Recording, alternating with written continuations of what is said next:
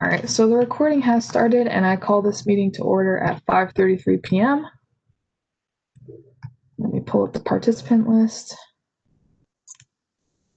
Can you get out of my way? Oh my goodness, this is just a glitchy day for me. I recognize that Acha's here, Aaliyah's here, Joshua's here, Liam is here, Pooja's here, Rahman is here, Siri is here, and then ex officio members Candace, Courtney, Tori, Mershad, and I guess UV and Kasi, and then a member of the undergraduate population, and David Royer. So, I'm going to start sharing my screen. You all can see this, correct? Little thumbs up is good. Yeah, okay.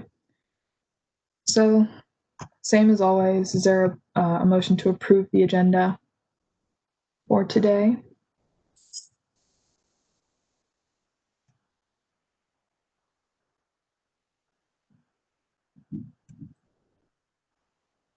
Aaliyah?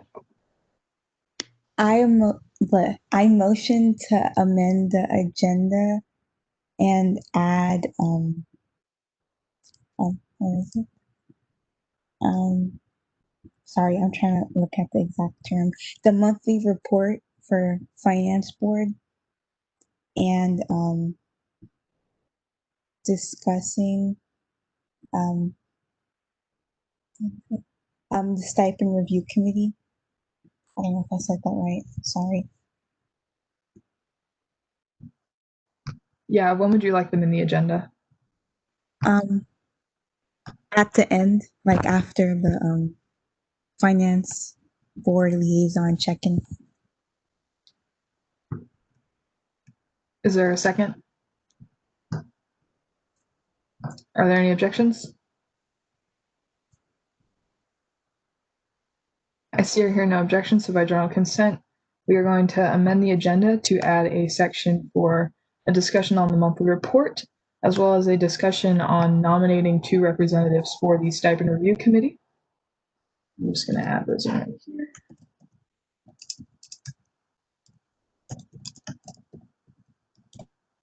If I can type. I've been doing this all day.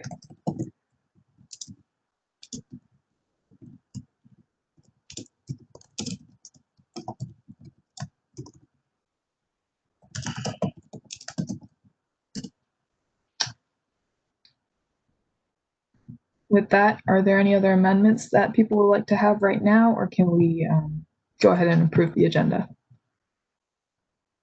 Just a reminder that amendments can happen whenever during the meeting, at appropriate times, of course.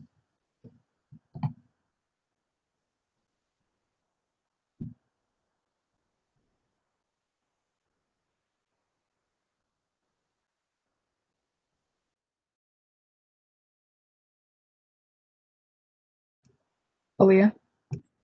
I motion to approve the agenda for September 15th, 2020. Second. Are there any objections? I see or hear no objections. By general consent, the agenda for September 15th, 2020 has been approved. Now we can move on to the minutes, which I already have pulled up. Again, we'll just scroll through them.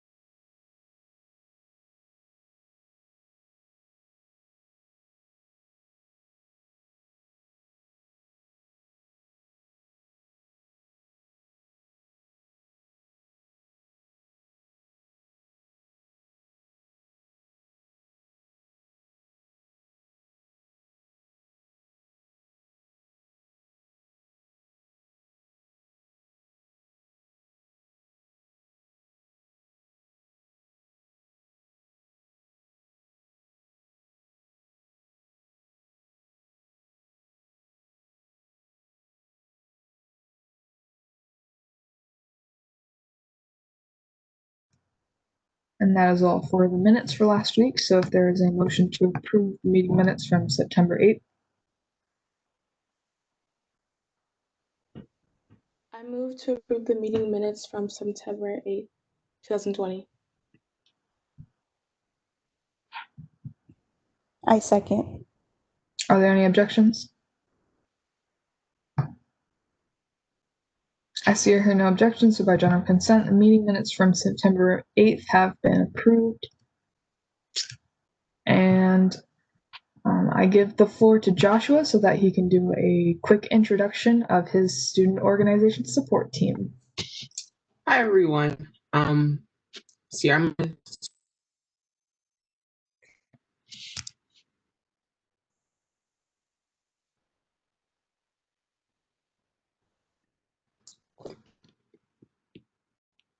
Yeah, so I wanted to come here today just to do a quick introduction of the student organization support team.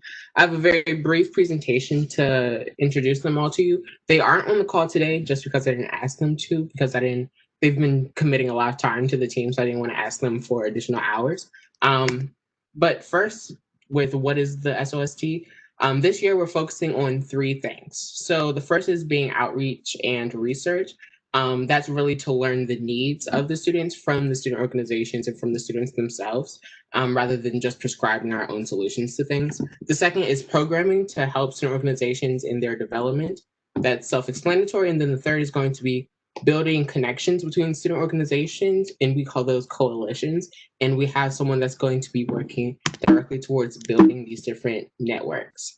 And that's actually the assistant director for coalition and cultural organizing, who also acts as the chief of staff of the team. So I lead and guide all of the work. I like to say that they're rather autonomous and they get to create their own projects and whatever initiatives that they want to go after, again, fueled by research and outreach. But I just guide that. Then Sierra is the person who is going to be really shaping the work and making sure that everything is in line with what I'm doing, and with what some of the other bodies of SGA are doing. And then we have coordinator of programming. Yes, not Sierra. We have the coordinator of programming, and then we have the student organization committee representative. So Sierra Gray Coker, she's the assistant director for coalition and cultural organizing, also chief of staff, like I said. Her responsibilities really boil down to 3 things: research, outreach, and oversight. Research on best approaches and practices, internal and external research, fueling that. Second, outreach, identifying the needs of student organizations by engaging with them. And then thirdly, she's oversight, again, chief of staff. So she's making sure that what the team is doing is congruent with what I'm doing. Next, we have the student organization committee representative, Brian Hung.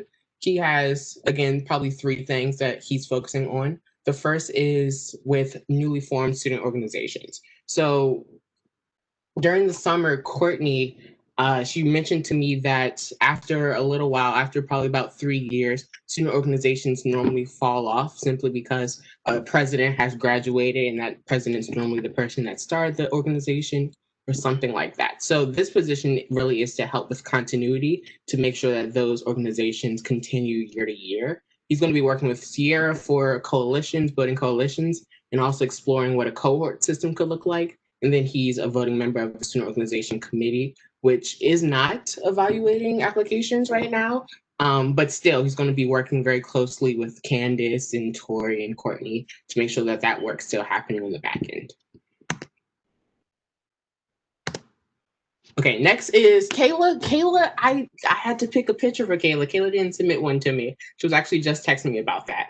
But Kayla has 3 responsibilities as our coordinator of programming. The first, she's going to be doing 1 to 2 major events every semester. The first event's going to be a president's luncheon, where we're hoping to have about 60 presidents on a Zoom call, a WebEx call, or something like that, to speak about some of the challenges that they're faced with and how to overcome those challenges. We hope to have a keynote speaker and some other great stuff. The second thing, I like to say that she's the person that's responsible for delivering the product. So when we come to the team with a whole bunch of crazy ideas, she's the person that's going to operationalize all of those and make sure that they actually get delivered to student organizations. And then she's also just focusing on student or community building programs. And so my final slide is this moving forward slide. We meet every Thursday from 9 to 10 a.m. If you ever want to stop by one of our meetings to get on the agenda, share something, happy to accommodate, fit that into our agenda. And then I want to add some point of contacts rather. First being Sierra, again, Assistant Director, Coalition and Cultural Organizing, Brian Hung, Student Organization Committee Representative, and then Kayla, the Coordinator of Programming. And then to frame this within why I wanted to introduce them to Finance Board, if ever there's a student organization that's coming to you and you might be their liaison or something, and it escapes the realm of Finance Board, so it goes beyond budget, it goes beyond Sahat or something like that, feel free to point them in our direction, because 9 times out of 10, we're in a conversation that could potentially help them, or we're working on something on the back end that might be beneficial. Also, if you have a program that you may be interested in bringing to the team or bringing to fruition more generally, like we can always help speak through logistics and whether or not we have the time and manpower to help that happen. So that is the SOST. Hope I didn't take up too much time. This is a long presentation in my opinion, but I'm happy to take any questions if anyone may have some.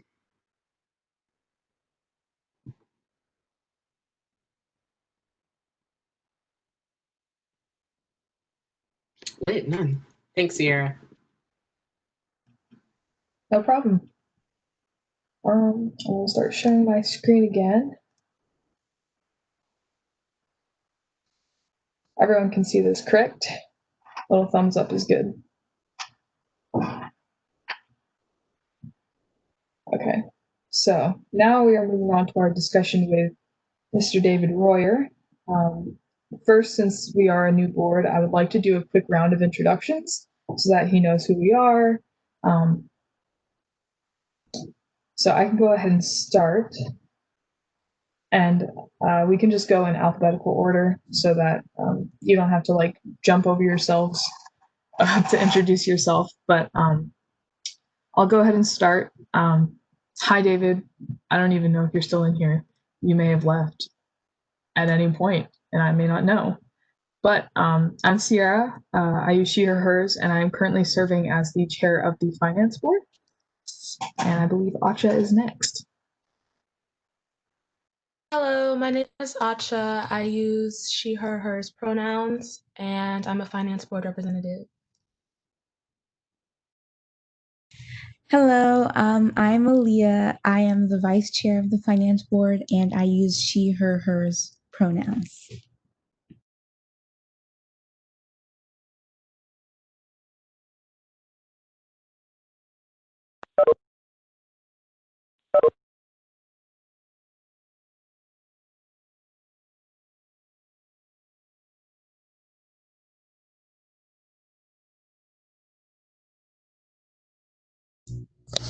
You, Joshua. You know what? I don't know why I thought Courtney was going. I was like, is she going to unmute herself? Okay, sorry. Hi, everyone. Hi, David. My name is Joshua Gray, he, him pronouns. I serve as the Vice President for Student Organizations.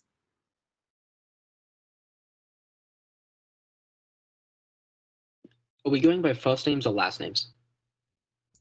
First name. All right. Then, hi, I am Liam, and I'm a Finance Board representative.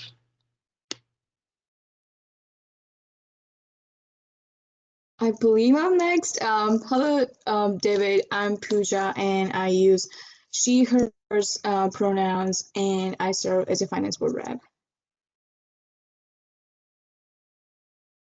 I think I'm next. My name's Rahman. My pronouns are he, him, his, and I currently serve as a Finance Board rep. Nice to meet you.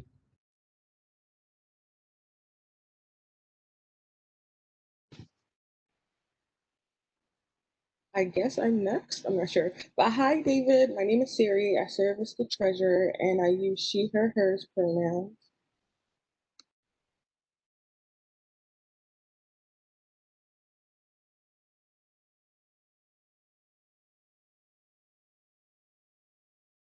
And I think that's it. I don't think Victor is here today. So, David, I don't know if you've been given any information about what we've been working on and what we need to discuss with you. But you're free to introduce yourself real fast and let us know what you're thinking for tonight. Hi, all. This is David Royer. I'm the accounting associate in the Student Affairs Business Service Center. My main responsibilities are to assist and support SGA, SCB, and the Retriever. Just to give a heads up, sorry, I'm on my phone because I'm outside my house, and I actually only have like 3% battery life. But we can make this quick, and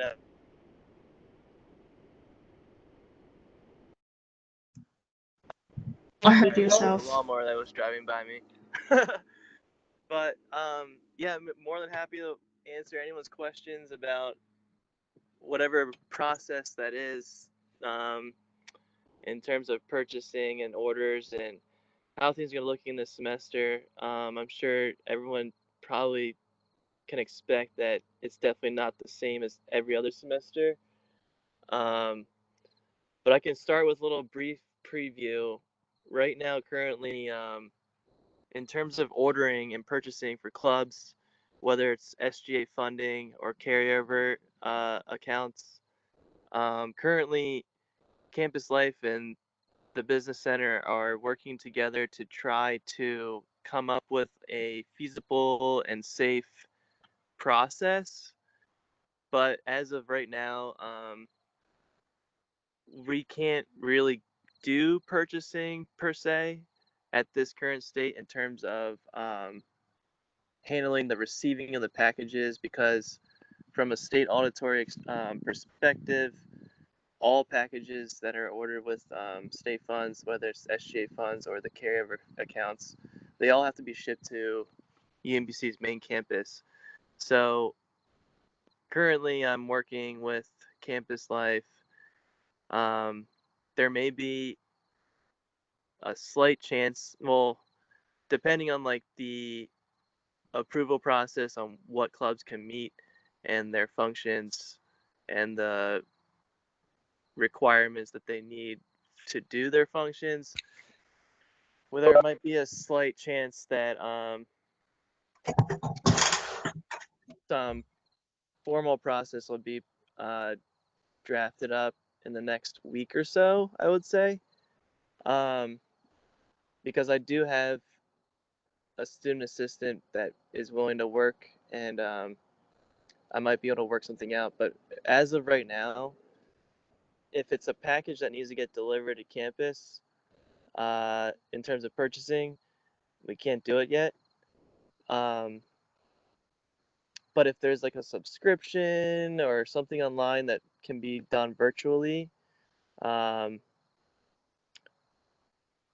sure student orders can work with their advisors and work with the finance board to figure out a way to get that funded, and I can actually do those types of purchases if it's a subscription. But for any packages right now, they have to be stalled. But other than that, any questions, I'm more than willing to open up the board for questions.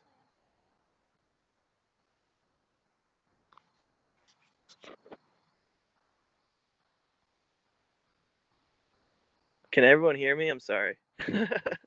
Yeah, we can hear you just fine. Okay, cool. We have a question from Pooja. Sure. Hello, David. I'm not sure if I missed this or not in what you said. So my question is, what potential solution you're working on? Is there still a way for us to receive parcels or packaging for the clubs, or it's a clear no at this point? Right. Currently, right now, there is no process. There's no one that can receive the packages / there are no like right now, I already know that packages have to be sent to central receiving on campus So there's no current process on how to get the packages sent from central receiving to wherever I have a point of contact to receive the package from central receiving. So like, what would happen right now is that if we do an order or a purchase, the package would get sent to central receiving, and then it would just sit there, and we don't know how to get it to whoever needs to receive it. But so I would say the business center and the campus life are still in the process. I can't guarantee that we can finalize something that would be safe and feasible to proceed for this semester, but I know that, you know, in extenuating circumstances, there might be something in the next week or so that I think I could finalize. But that being said, any purchase that would be getting processed has to go through, you know, that whole campus life formal approval process of, like, you know, the club, whatever club needs to make a purchase, that they are previously approved to meet in person slash whatever purchase they need to make is um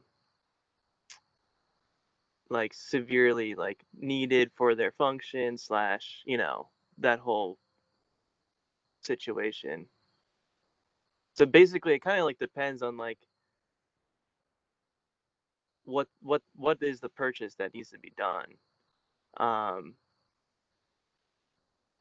does that make sense? I'm sorry, like it's kind of like it's really broad answer because there's so many different clubs with different functions and you know, um Yeah, responsibility. it does make sense. Thanks for answering. Yeah. So like I would say just for right now, I would say like there is no current process to send packages on campus, but I think in the near future there will be based on the need of the purchasing, because like from a state auditory perspective, I'm the person that needs to be receiving the packages since I have a credit card under my name, but I can't be on campus yet. You know what I mean? Like I haven't been approved to work on campus, so we kind of have to. We're in like this limbo mode almost.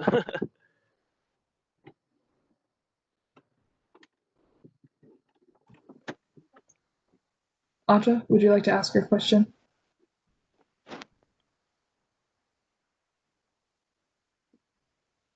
I was just wondering I just asked what qualifies as a subscription. Like, is it stuff such as like, I don't know, monthly boxes and stuff like that? Like, what exactly is a subscription?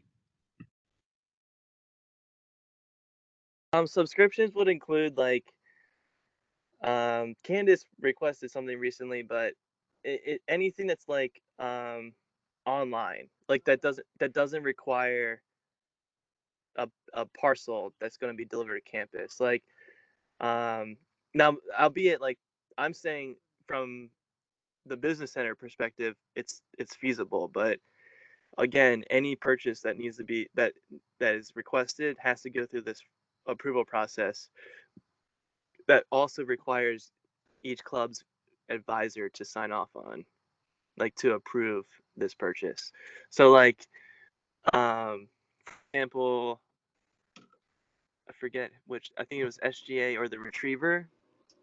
One of the two organizations required like a subscription service to a social media website, I think, to reach out to their um, audience. Yeah, that's us. Yeah, those types of purchases are for sure easily done because I can just pay with a credit card. There's no there's no audit like in terms of who's receiving the package, where it is, etc. If it's just completely online, we can totally do those types of purchases. I hope that answers your question. Sorry.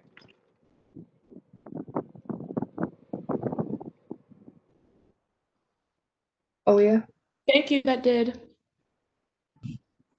So I was wondering basically, so I know that like organizations, if they have like approved like an application, they can order it with their own money and then like request for I forget what it's called, but basically to get reimbursed. So could that happen if students are ordering with their own money and then they get reimbursed, or would that also like go against the university guidelines because they would still need to be interacting to get the packages and it's not very like safe?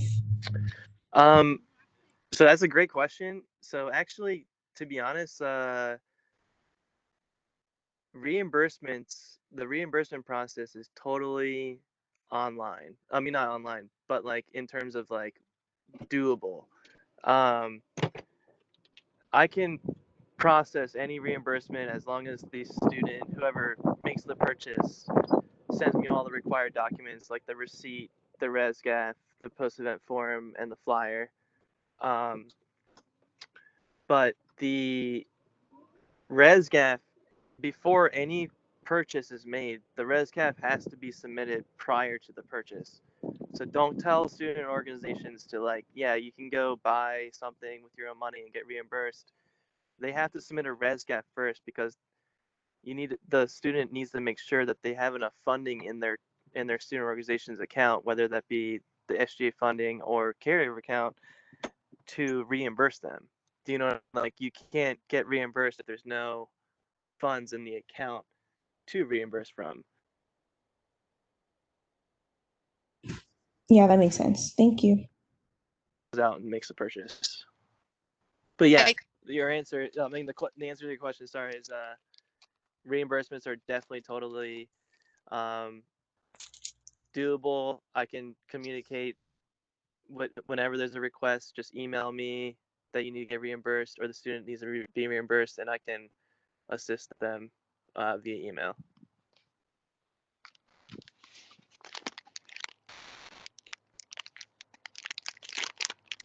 Thank you. Pooja? So, I just had a question about the reimbursement. So, if we do that, what that would correct me if I'm wrong. That would mean is that they're allowed to buy merchandise by using their either carryover account funds or SGA funds. Um, if that's so, where will their parcels or whatever they're ordering be mailed? Wouldn't that have to be mailed to our campus? Or yeah, I don't know how they will receive those parcels. And are there any restrictions on where those parcels needs to be shipped? Like, do they not have to be delivered to UMBC campus, or can they be delivered to So I get, yeah, that's actually kind of tricky.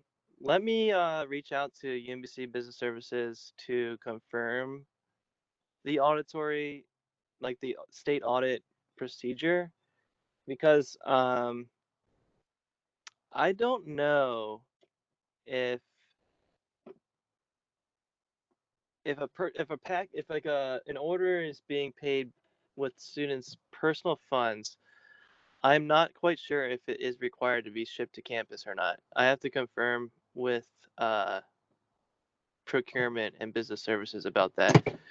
But I was just referring to like if there was, you know, like student organizations or student members of organizations submit reimbursements all the time. I don't know whether or not if the package has to be submitted or delivered to the embassy or not. So I will get back to you on that for sure. Um, but that's a great question because I don't want. Yeah, let me get back to you on that because students shouldn't be ordering stuff if they can't get reimbursed, prior to figuring that out. Yeah, that would be great. Thank you. Thank you so much. Mm-hmm.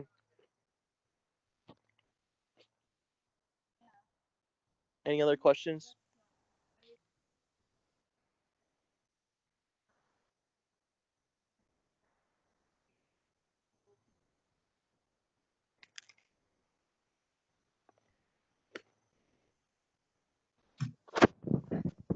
there's no requests in the chat, David, but my question is not related to the merchandise and marketing fee, but I am a new hire to UMBC, so I was just wondering how the process would look, getting on the payroll and all that jazz. Oh yeah, sorry. So I'm currently actually communicating. I have to communicate to each student employee separately, like individually, because depending on your status, if you're a new hire, I have to you have to send specific identification documents that I don't want to be on the RT system, like the ticket system. So I'm still in the process of doing all the hiring. So just please be patient. Like you'll be getting an email. Like all the SGA staff will be getting a specific email individually from me. So just be patient. I'm still working through like half of them right now. But sorry if you haven't heard from me yet. Just know you will be hearing from me soon to get you on payroll. If that makes sense. Yeah, no problem. Thank you for that. Are there any other questions, comments, discussion points for David while he's still here?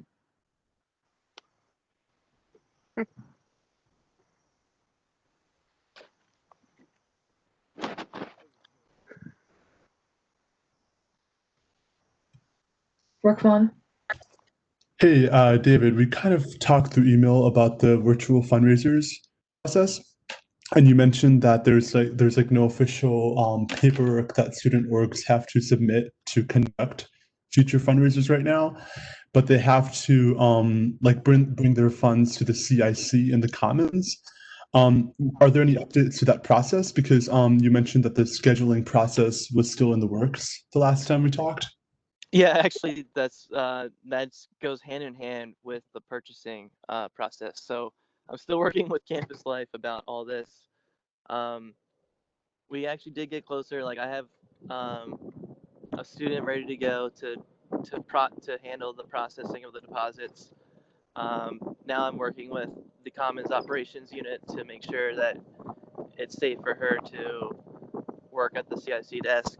So just bear with me. Like you'll probably be hearing something within the next week or so about the whole deposit process. I do know for sure whatever process or whatever comes out, any deposits that need to be made will be done by appointment only. So what the club will do is they email the SABSC at umbc.edu email requesting an appointment to make a deposit. We confirm with them, and then we give them the calendar just to select their slot to pick their time on when they want to come in to make a deposit. So that's actually closer to finalizing than the actual purchasing process. But yeah, you will be hearing for sure within the next week or so how student organizations can make deposits on campus. Okay, thank you. But there's no like formal paperwork that has to be filed.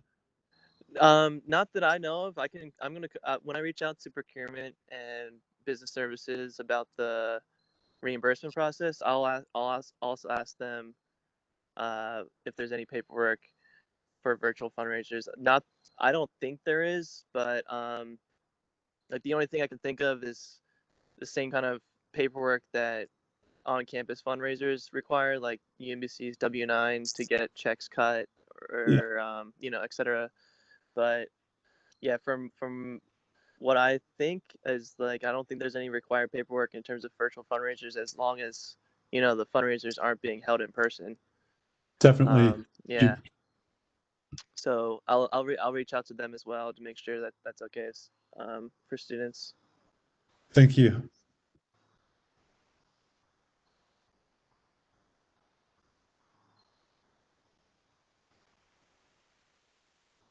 Any more questions?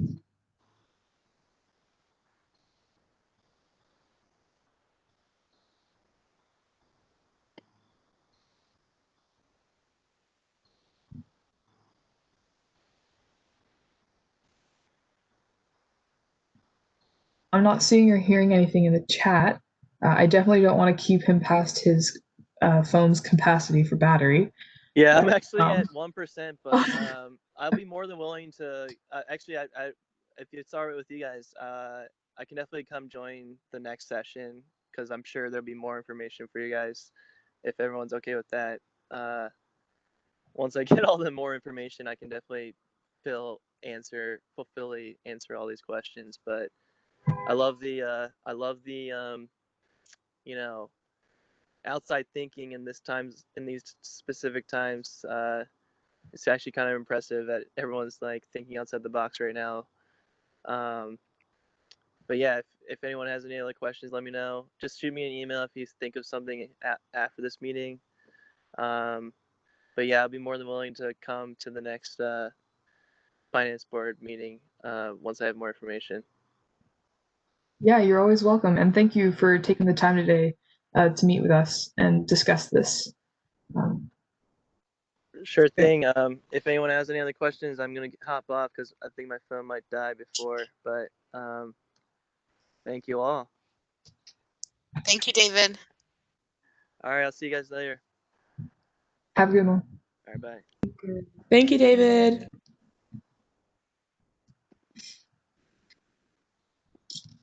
All right. With that information from David, hopefully I was planning on having a discussion on the merchandise and marketing fee, but we're still kind of in the blue about that. But definitely all up to you guys if you would like to have this discussion, given the information.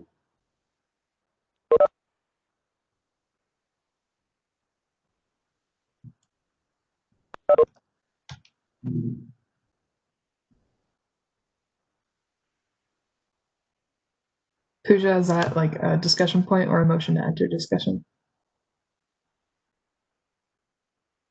I'm not sure if it's worthy of discussion. Just wanted to ask something. Go ahead. So, based on the information that we have, which is, yes, of course, not enough to make any firm decision, I was just wondering, what are we going to do about the merchandise requests for Sahas we have?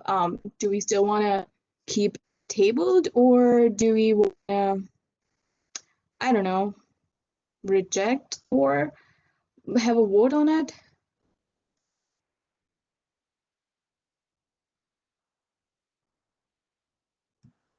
Candace? Yeah, I think you could table until further notice and then Okay. just have them sort of in the queue if you get to a point where you could do it. I mean, I think you know, the SABSE process aside, and I can't remember if it was you, Pooja, who brought it up or someone else, but like the comment about like, you know, how students would that, you know, yes, they're working on possibly a process to get packages delivered to campus, but once they work that out, if student orgs are having packages delivered to campus and then go picking them up for stuff that they're trying to give to other members of their student orgs, right? That act is not allowed currently, right? Because it's like it would then be the student org meeting, and they would have to be approved for that, which again is like, and then David said, what I think David was trying to get, I'm sorry, they are mowing the lawn out here. I don't know if you can hear it. But, oh, good. What David was talking about was this concept of, is it, I used it before. Is it, what? Like essential, or like, what's that phrase I was using? Not today, but previously. Mission critical. Mission critical. Thank you very much, Joshua. Is it mission critical? Do you need t-shirts to survive as a club? Right? Could the argument be made that Baja needs to be able to build whatever they build to survive as a club? Those are two different arguments, right? They both involve merchandise and the shipping of things. But they are in terms of need versus want, right? I think that there are different arguments to be had. My advice as your advisor would be to table them indefinitely, and to not outright deny them yet, but that the forecast looks cloudy.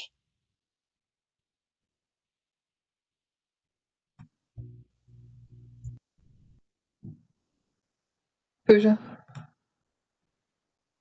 Thank you for clarification, Candice. That was really helpful. And that did brought up a question in my mind, which is, do we as a board have to determine what is need versus want when it comes to merchandise? No. Yes. Yeah, I mean, that's not your call. Okay, Because like okay. these orgs that are meeting, like the orgs that maybe are saying or making an argument to say we need to meet to do this X thing, and in order to do this X thing we need to have this stuff. Like really at the crux of it is, can they meet, right? And it's,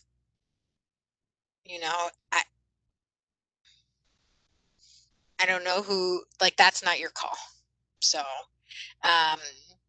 what would be your call is if, say, like an org got approved to meet and they submitted an application to you for funding.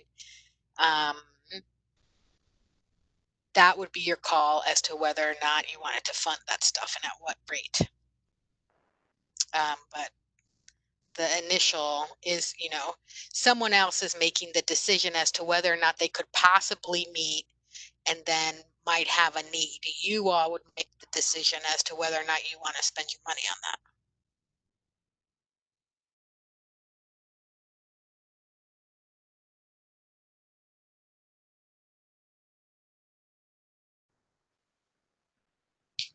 So based on these points, as a board, do we want to enter this discussion or do we want to wait until SABSC has a more formidable process?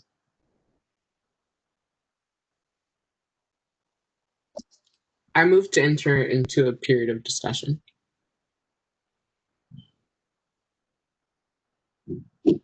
Are there any objections?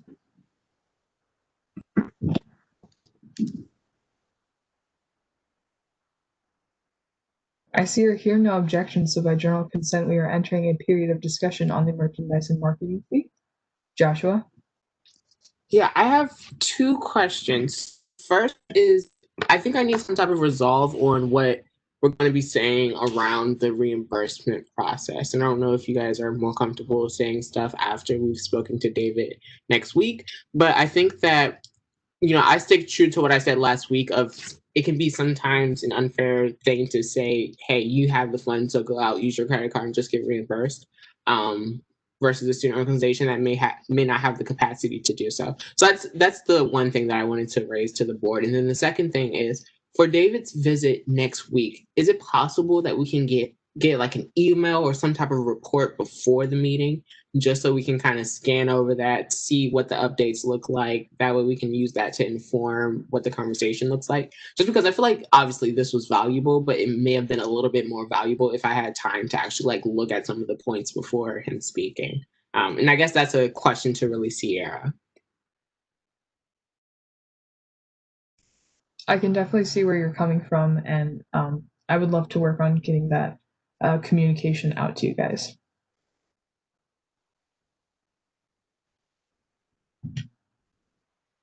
Siri? Yeah, my main question was, we should decide whether or not to one, email back. I think they were called Best Buddies. Email back that Oregon, just say hey, we saw your whoever's their liaison. Hey, we saw your request. We're currently working on this, blah blah. Just maybe come to a decision on what exactly to say to them. We don't, of course, have to go into detail. We can let them know we're still working on the process. Or should we wait another week or two until we have more information, then send out an email to them? That was just I think we should decide on that. Tori? I don't think there's anything wrong with just being honest and upfront, because you have a few merchandise requests, if I'm not mistaken, not just one. But I would recommend at this point the answer is no to merchandise, because there's no process for it, right? So right now the answer is no. You're tabling merchandise because that's the only option you have, and sending that out on the treasurer page, and we can cross post it on the officers page, just so that everyone knows, like, you can still submit these.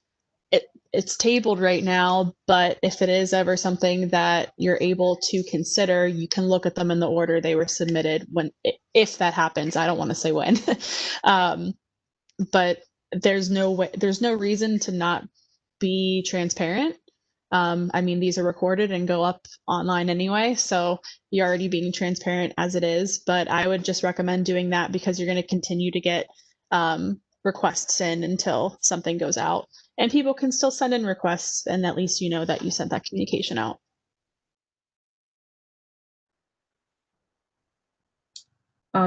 Pooja, to answer your question, based off of what Tori just said, actually, I think it would be a good idea to have everyone email their clubs as their liaison and just tell them of, like, this is what we've discussed as a board. We can work on a template for it.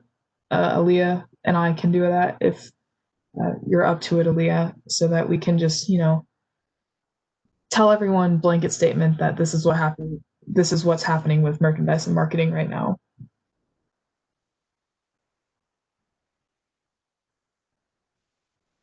And I also highly, 10 more highly recommends also putting anything like this on the My UMBC pages, because sometimes these treasurers might not know who you are and might ignore your emails, and that's on them. But just to be safe, so it's posted somewhere online, so they can't be like, I never got that email, when it's in the officers' pages that they have to check anyway.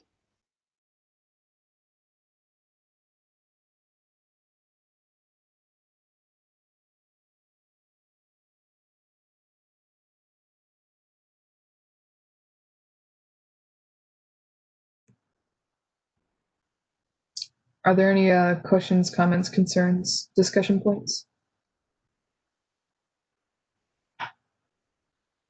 Yeah, Acha, I think it would be posted to the SGA My UMBC page, unless we can do it to the treasurer organization page as well. Yes, so definitely the treasurer one for sure, and I'll cross post anything on the actual or the full officers page, because all treasurers are automatically put in that group. And then sometimes presidents want to know too, so. Okay, I think it would definitely be a good idea to cover all these bases, especially emailing as liaison. Joshua? Yeah, my apologies. I probably shouldn't have spit both of my thoughts out earlier at the same time. So what are we doing around just mentioning the reimbursement process? Are we going to try to stay away from that? Are we going to say that that's an option for orgs to explore? What does that look like for the board? Candace? I think based on what David shared, he is unsure about like where those things, like if someone were to order stuff, where those things need to get delivered. If they were to order it. So like I would pause on that until maybe next week. I think this week you could tell them, student orgs, we know that we just let you know our merchandise and marketing fund is on pause. We're working on, getting more information from SABSC about what options there are for student orgs to purchase things and what that process might look like. And as soon as you know something, you'll share it with them. My hope is that by next week, he'll be able to say, here's the answers I got about reimbursements. And about the delivery of parcels that are bought on a personal card but are reimbursed by the state. Typically, the kinds of things that are reimbursed, they tend to be things that aren't deliveries, like they aren't Amazon or they're like, you bought groceries for something, or you paid for a hotel stay, or you like rented a car, or like you bought something at Staples.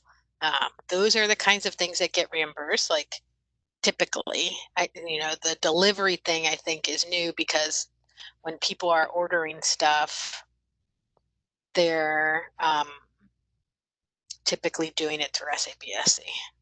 So that's probably why he doesn't have an answer for it. So I would hold off. That's my long way of saying hold off on the reimbursement thing, but hopefully there's some kind of language after next week that you can release to student works about it.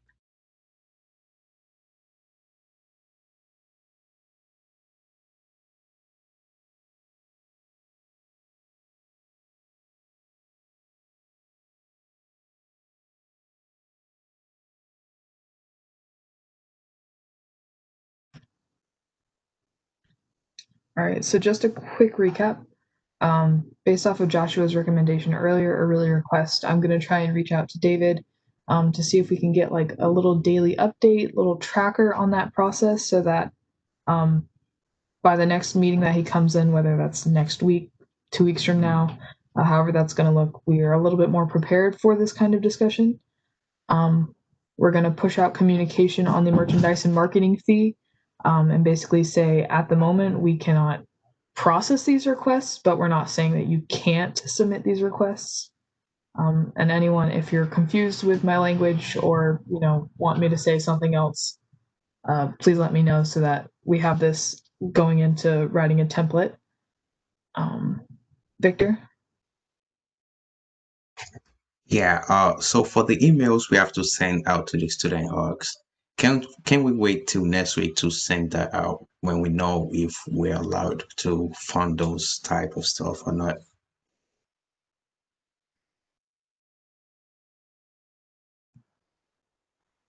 I think it would be better to, tell them that right now that the merchandise and marketing fee is not feasible because of there not being a formidable process in place.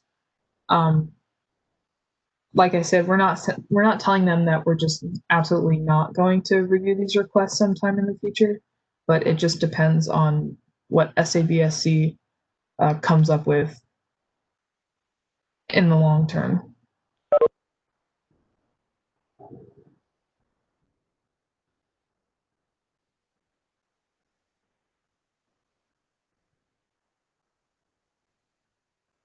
Are there any other questions, comments, concerns, discussion points?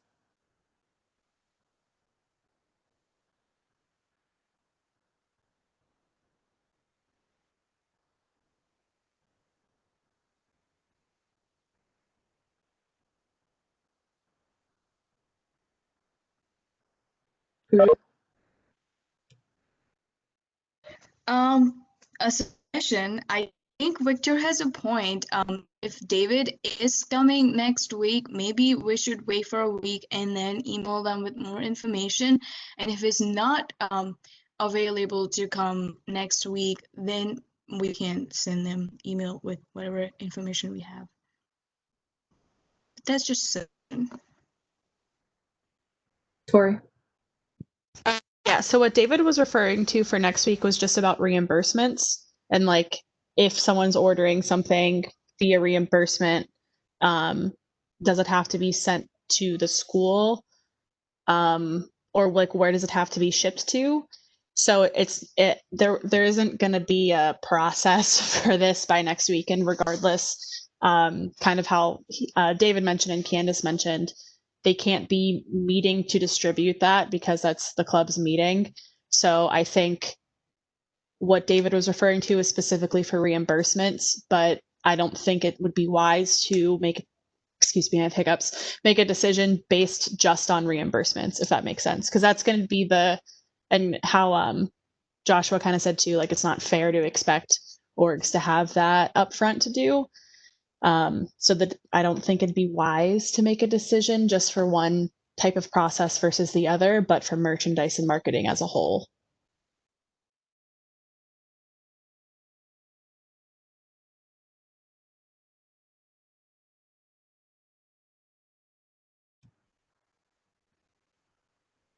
Are we on the same page as a board? Just a quick yes or no in the chat was good.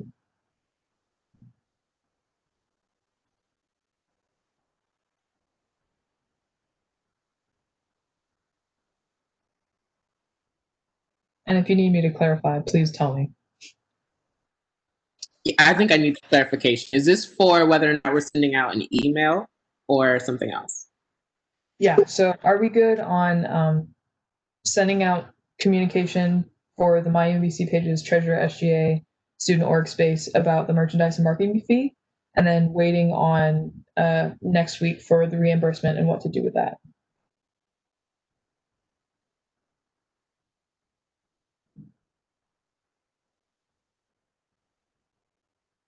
Okay.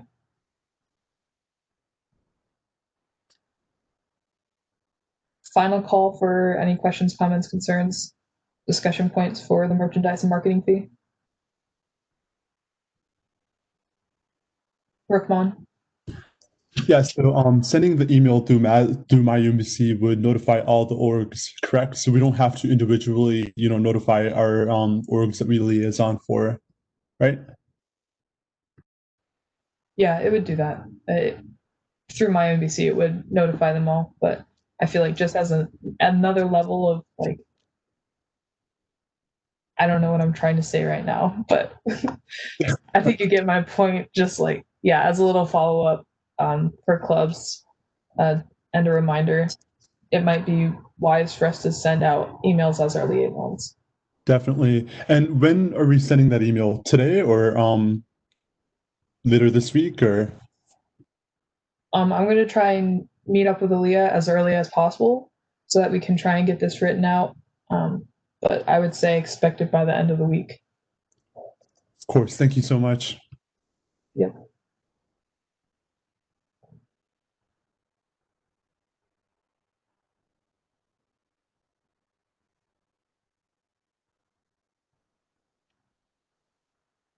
Anything else?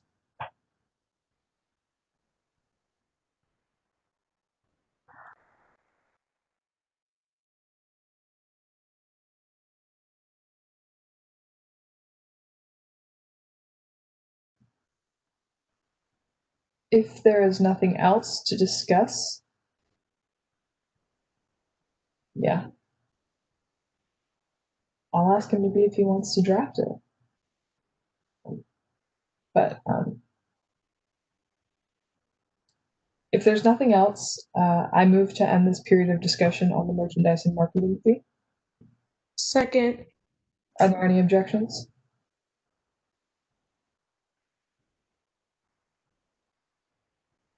I see or hear no objections, so by general consent, we are ending this discussion on the merchandise and marketing fee. And we can move on to JL 06-2021, although I have been informed that it needs to be amended to a JR. But if Mershad is here, I don't know if he's here. You can introduce your legislation, Mershad. Hola, can you guys hear me? Yep. Okay, perfect. So this is a JR actually. So if you don't mind clicking on that for me, Sierra, just so we can see how it be. But yeah, so just to give you guys a basic context of what this JR entails, it was a conversation that was brought up on a USM level on Sunday during our USM meeting, and it was passed by University of Baltimore, and it's a process of being passed by a couple other USM schools at the moment. The basic gist of it is that in an online learning environment where a lot of students are in their home environment, they're entitled to a sense of privacy within their home environments, right? So what this JR is outlining is that it asks for policies and measures that prohibit the UMBC community members from forcing UMBC students to have their cameras and microphones on during online class sessions during the fall 2020 term. So this is basically to protect the students' right to privacy within their respective environments. For example, maybe there's something in their room that they don't want to share. Maybe they're taking care of someone and they're not able to, promptly answer a question. and their grade shouldn't be affected as a result, right? So this is basically what this JR is trying to implement. It's basically saying that no faculty, student organization leader, or anyone from UMC community should be able to leverage academic or organizational rights against any UMBC students if they don't turn on their camera or microphone. I hope that answers some of the questions. A lot of questions that I got from Senate yesterday was that, so how does this work with, language classes or exams or tests? So as you can see in the last clause, let it be resolved. Let it be resolved. Oh my God, English is hard. Let it be resolved. It briefly mentions that, if a professor, a faculty member, or someone is going to request the students to turn on their cameras and microphones, that it be included in the syllabus beforehand. So that way students have the chance to opt out if this is something that they're not able to do. And yeah, so I can answer any questions that you guys have about this legislation. We briefly talked about it to Faculty Senate today, and they agreed that this is a conversation that needs to be had on a broader university level. So we're presenting it to University Steering Committee next week. I can answer any questions that you guys have about this now. Siri? Yeah, so I had two questions. You answered one of those by having an exception for exams. My other exception I was wondering about is how about like presentations? So again, I think that falls into the same realm, right? Like another thing that we talked to on Faculty Senate was language classes, right? There is an oral component to every language class that is a requirement, and that's something that should be communicated with the students beforehand. I hope that answers your question. Yeah, it does. Yeah. There's some legroom in it, right? So basically, what this is trying to do is that it's basically trying to save the students' grades if they're unable to turn on their cameras or microphones. Because I know some professors, I've been told that some professors actually do require students to turn on their cameras and microphones, and there's academic setbacks if they don't.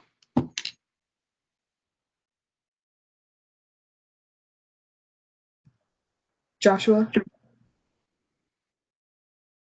Yeah, overall, I think that this is a great JR. I have one question. I don't think I realized this earlier when we spoke, but for audio, and I should have thought about this earlier, but for audio, how, like a lot of, obviously you need to participate in your classes, right? Like you mentioned language classes, but I feel like across the board, participation is something that's factored into your grades. So what's to say that all teachers don't just put this in their syllabus moving forward? You have to have your camera on. You have to have your microphone on.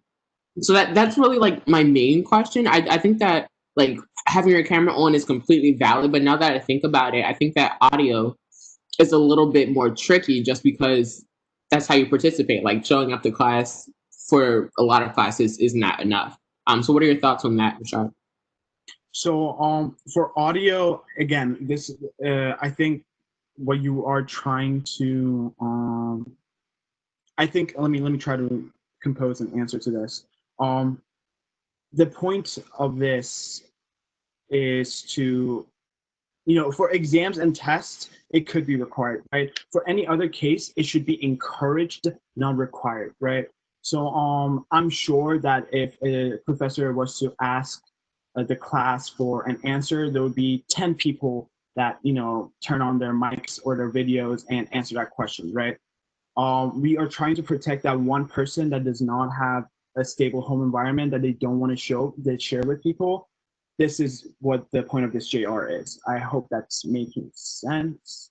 So if in the case that a professor is asking the students to turn on their the microphones and the video, and the students aren't able to, and they explain to the professor why the circumstances are, then that should be resolved, right?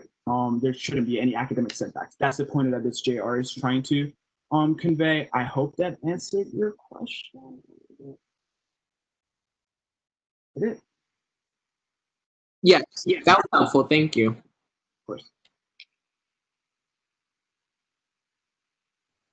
Aaliyah? You answered my question, but I also just want to add that I think this is a really great idea. I really love this JL. I know a lot of other colleges have been very like invasive in with their students and having online classes, so I really like this legislation.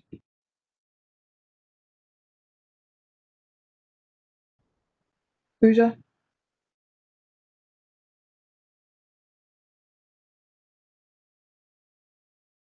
I'm trying to type, never mind. So yeah, sorry. No problem. Yeah, there's a lot of discourse in chat right now, so if anyone would like to expand on anything they've said in there, you're welcome to. Pooja? Oh, actually, yeah, one last thing. About the microphone. First of all, this is a great JR. For microphone, I think there are some valid comments made in chats that usually we're not required to keep our microphones on. So I just like, do we really need to have clarification, or like, do we need to include audio in this JR? Because it's just that don't really need to. That's my point of view. So about you know, a lot of the professors don't require this at all, right? A lot of them don't. This is targeting that small percentage that does require this, and they tie some sort of academic, you know, incentive to it. If you don't, so this is targeting that demographic. Again, like all of my professors don't require me to turn on my microphone or my camera, but I know a few of my friends have professors that do.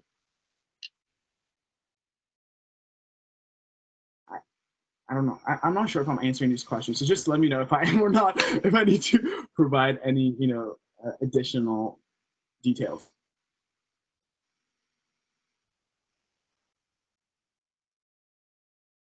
But I think audio is in the same boat as video, right? If something is going on in the background, like if you're living with 9 of your cousins and they're all in your room and you don't want anyone hearing the chatter behind, I think that should be a right that you have, right? Because you are living within your own private property, and you know you have the right to not show that with everyone else.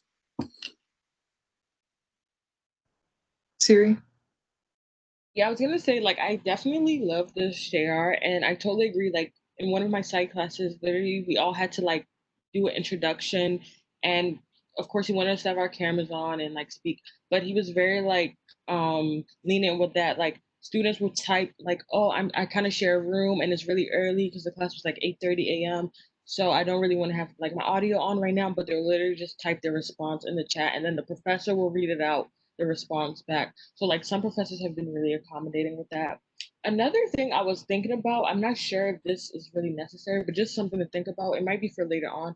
I remember during one of my classes, the professor wanted us to print out our like exams and then write on it and then submit it. I guess they were trying to limit cheating, but I kind of like found that very like unfair because one, printers were like not cheap. I literally was like scrambling to go find a printer and like set it up for the exam. Granted, I ended up resolving that situation, but I'm not sure if that's one of the requirements for like other classes. That could be like something just to think about for later on. But that's all I had to say. Another thing that I want to emphasize about this JR is that this is not just for faculty, right? This is not just for professors. It also highlights student organizations. So any student organization leader is prohibited from, would be prohibited from, you know, forcing their constituents or their members from turning on their cameras and microphones.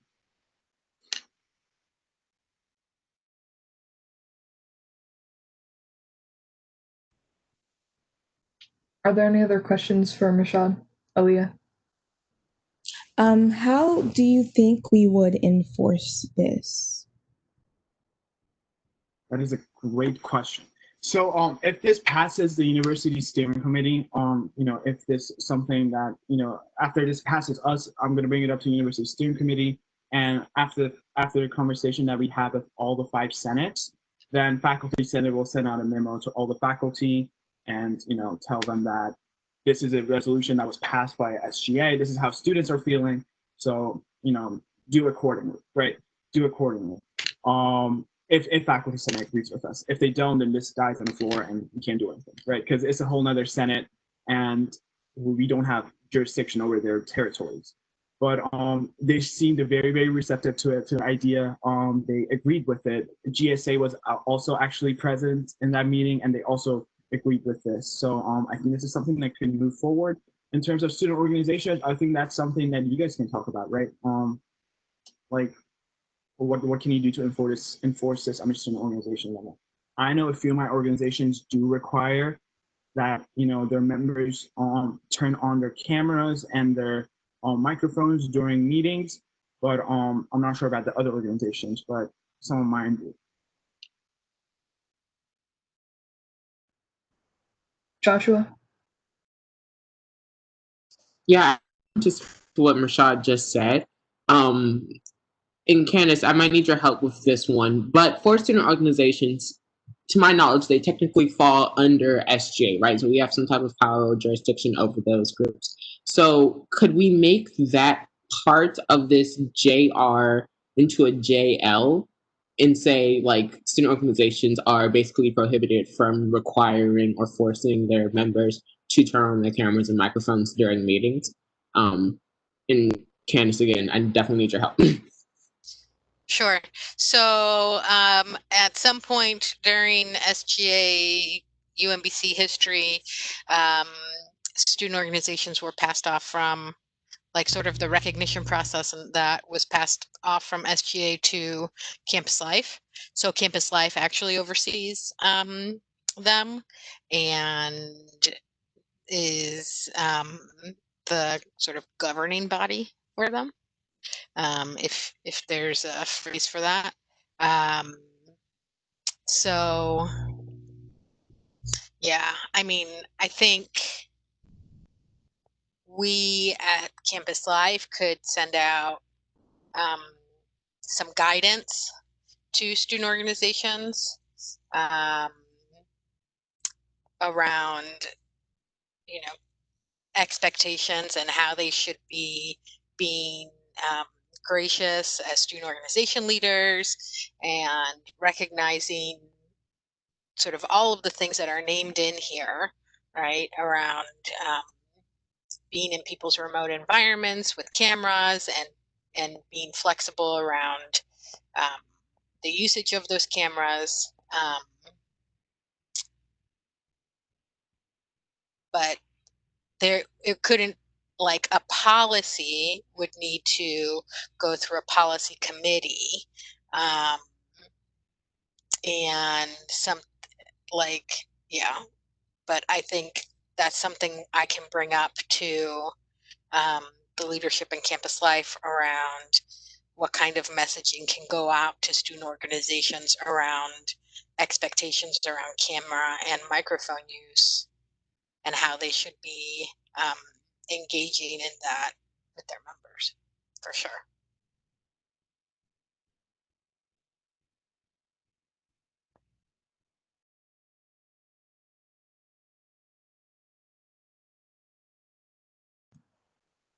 Are there any other questions for Rashad? Rahman? So this isn't really a question, but if this does pass by the steering committee, is there a way to let students know that they have this right?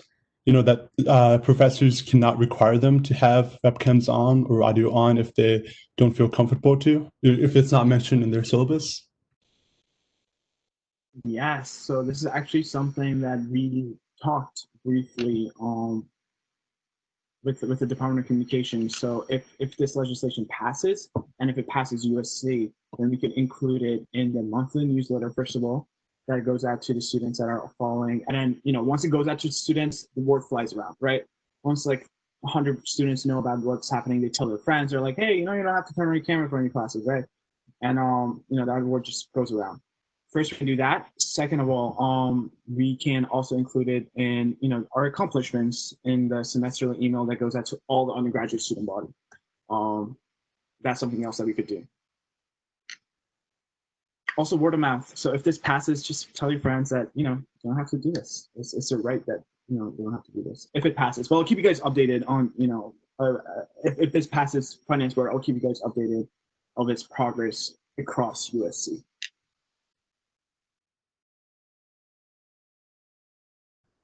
Joshua?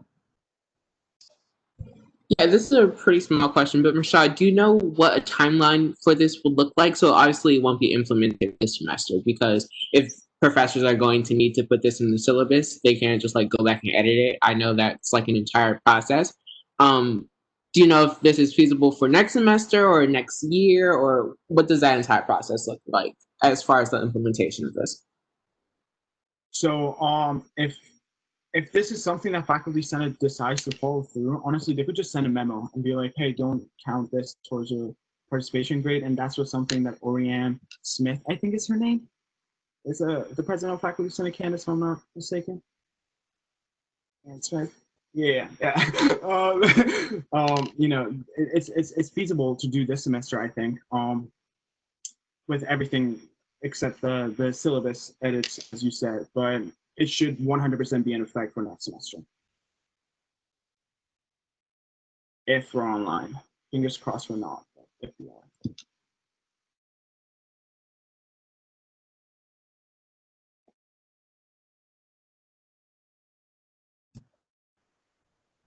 Any more questions?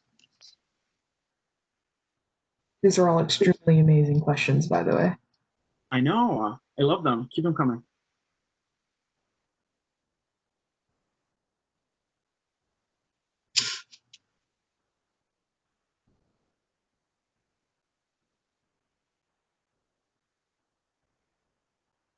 Acha? I was just going to say, because last semester, I mean, I feel a lot of departments were more lenient with their pass fail. How do I say this? I just wanted to know what's the university like? What is the university system thinking about pass fail, considering how it's still like the same pandemic and people are still taking more credits still in school, and it's still the same living conditions for a lot of people. So that was actually a conversation that was brought up when USM met the chancellor. I don't think any other schools are doing credit no credit this semester. This was something that was offered, last semester. Yeah, I don't think any other USM school is doing pass fail this semester.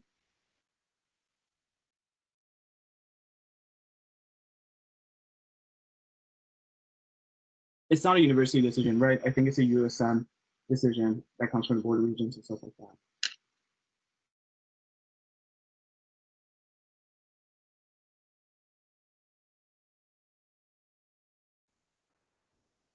Any other questions?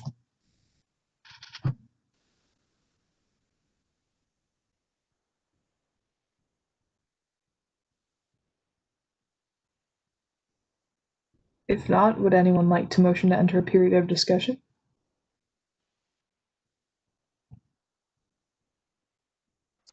I move to enter into a period of discussion.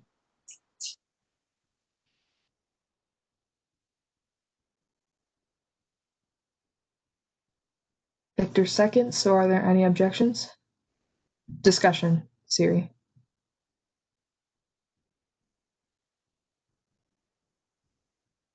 I see or hear no objections, so by general consent, we are entering a period of discussion on JR 06-2021.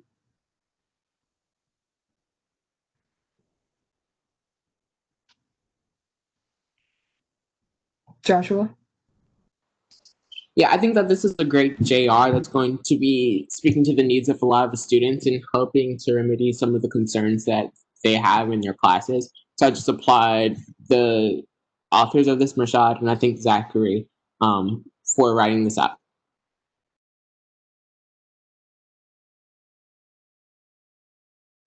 Victor? Yeah, I agree with what Joshua said, and it's a really good legislation and resolution. Sorry, and yeah, I have to say, even some students don't have devices with cameras or stuff like that. So yeah, it's a really good job. Good job, Mashal. Appreciate it. Yeah. Siri? Yeah, I was gonna say one, I like this, JR. Also, I think this is feasible to implement like this semester because like a lot of times the syllabus always says like, oh, syllabus can change due to this, this, and that. And I think this should apply for those like exceptions, changes to the syllabus that professors are always talking about. So I think this can be feasible for this semester actually. I agree with that.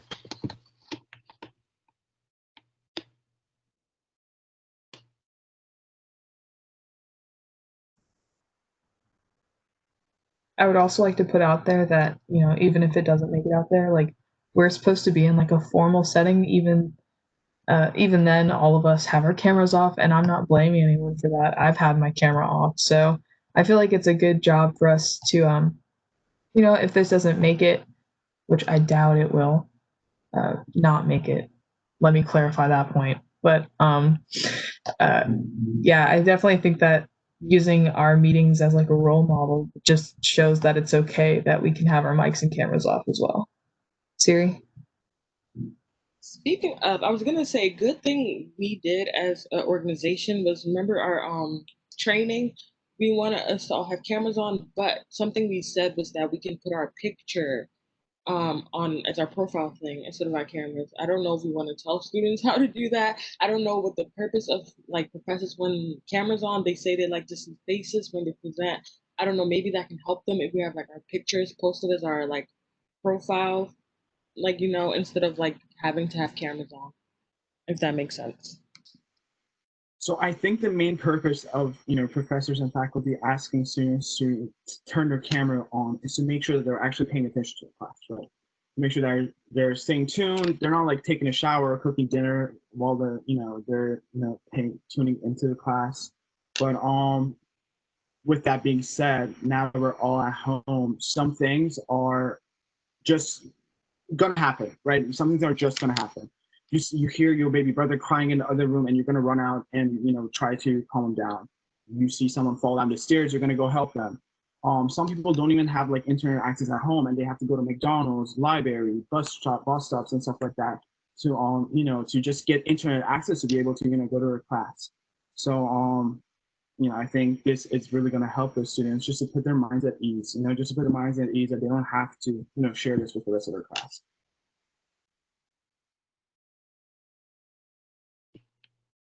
That as well as not just privacy issues, but this also helps solve a lot of tech issues that I've noticed where bandwidth gets eaten up by 50 plus students turning on video and audio. It really can cause a lot of disconnection issues. It can cause a lot of different things where like the professor can sometimes drop from a class, and this will definitely help solve some of those issues.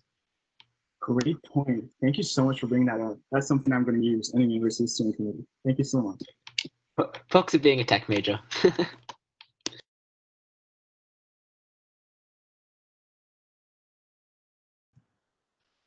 Alrighty, are there any other comments, questions, concerns, discussion points?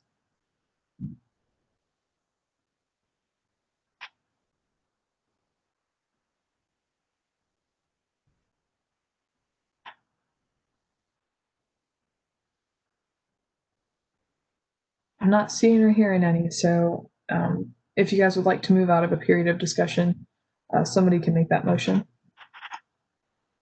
I move to end the period of discussion for JR 06-2021.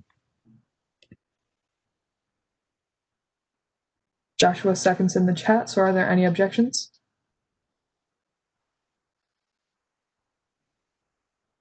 I see or hear no objections, so by general consent, we are ending this period of discussion on JR 06-2021. If somebody would like to motion to approve this JR for voting.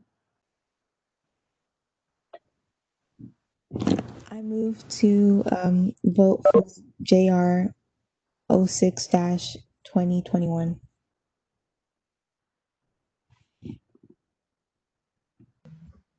I second. Are there any objections? I see or hear no objections. By general consent, JR 06-2021 has been approved for voting. Again, put your answers in the chat so all members for.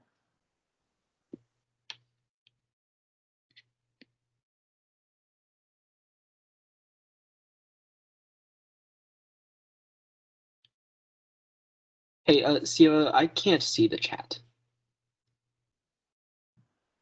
Then you can verbally tell me. Okay, I'm for, but I can't see the chat. If you joined using WebEx Teams, it's clunky. You're not going to be able to see the chat. But if you join with the Google Calendar and the link, you're going to be able to use the chat. Okay. It looks like it's a unanimous vote for. So I feel like I don't have to ask for all members opposed. But I'm going to go based off of this 11 that I can vote in this as well. But please tell me if that is not true.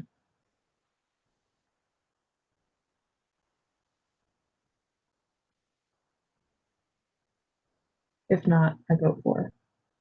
We can amend it later. But the results are 9-4-0 against, 0 abstaining, 0 not present, and this passes on this day, 9/15/2020. So congratulations, Mershad. Sierra, when you have a chance, could you sign this and send it to me if you don't mind? Thank you so much. Yep. And I just want to thank you guys all again. I think this was one of the first legislations that we passed this year where we actively listened to the needs of the student body and made a change accordingly. So I really, really hope that USC, considers this and this is something that actually gets passed through this because it's needed, right? It's genuinely needed. So I just wanted to thank you guys again for, voting for it and actually, helping the student body. Great. Thank you so much for bringing this, Mershad. And yeah, now we can move on to our Finance Board Liaison check-in. So this is just a little check-in push for you to update it. If you have any inquiries or anything to bring to the board, now's the time. I can also pull it up per request. So.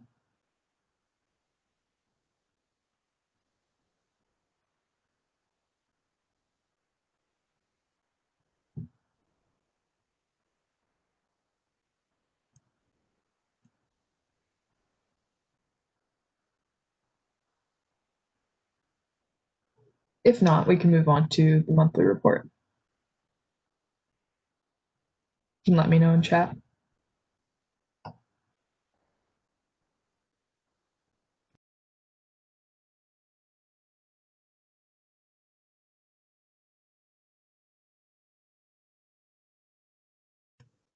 right, so it looks like there's a couple of suggestions to move on. So we can just move on to the monthly report. As mentioned previously, this is a monthly report written up by the board to submit for Department of Extended Connections or comms. Mershad, if you would like to correct me, please go ahead. It's Department of Extended Connections. Okay. And as of right now, it is due next Monday on the 21st. So I just wanted to bring this up to you guys. I will pull up the email that was sent to me. So I'll stop sharing my screen for right now while I get that up. And I guess, Mershad, if anyone has any questions about the monthly report, now would be the time to ask and answer if you're still unsure on what that is.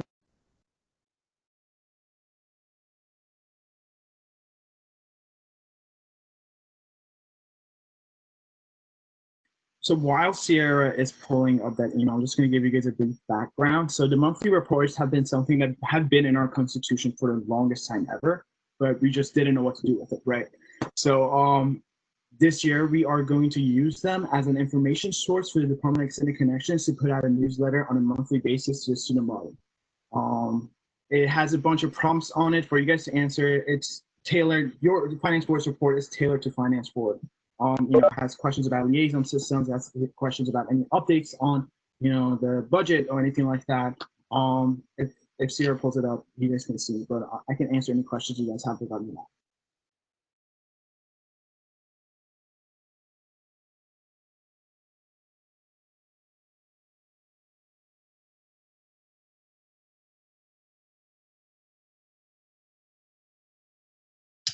I am so sorry. I was muted the entire time. I think. Again, my computer is glitching and it cannot handle this right now. But this is the template for the finance board. Really what I was going to do is just go down the list. Aaliyah and I can pull out these budget allocation legislation ourselves, but we just wanted to make sure that we cover all the finance board major updates and liaison student organization updates with you all in a formal space. So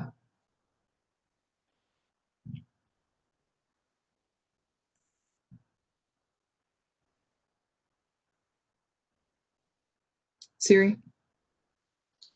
We will be adding all the confirmations to the major updates. No, you don't have to add the confirmations to major updates. If the people that you have confirmed have, accomplished something that you want to share with the student body, then you add that to the message. I think Siri, I think there's a form. There's a section for the treasurer and the treasurer support team on the executive branch monthly report, and it's the same for Joshua. Pooja? So can we add the merchandise fees discussion that we are having in the email that we're going to be sending out to all the offices this week on to this document under other major updates? Yes. So if you do figure that out, if you do figure out what's going on with that, you can share that with the student body before next week. I don't know if you guys will be able to, fix it before next week, just because the report is due Monday. But Yeah, all for covering any bases that we can. Aaliyah? So for major legislation passed, that would only be like big legislation, because I know last week we passed 3 legislations for mock trial, but I don't know if that would be considered major or if just regular legislation. So what would qualify as major legislation? so major legislation refers to any changes in your budgetary statutes, any any bylaws that you guys have, anything that changes the expectations for student organizations to be able to get money, not on an organization by organization basis, right? So if you're passing this legislation for a single student organizations, you don't have to include that.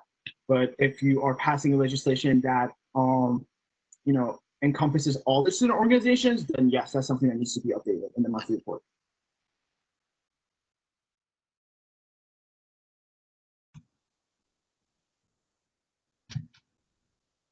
For the allocation, progression, and developments, I think the merchandise and marketing fee would be important to put under that, but we can do a quick straw poll to get everyone's thoughts on this real fast, or a little discussion on it. Let me know in the chat, straw poll or discussion.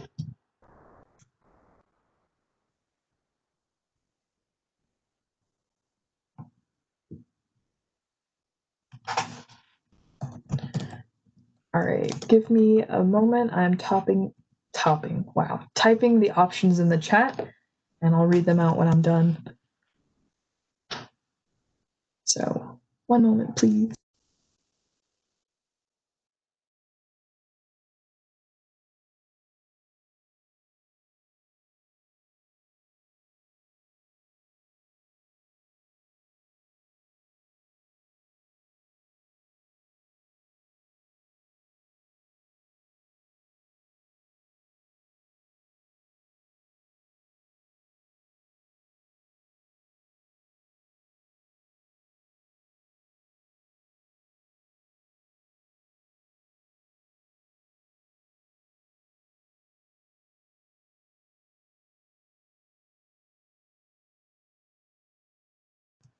Those are all the options. So option A is for adding a discussion.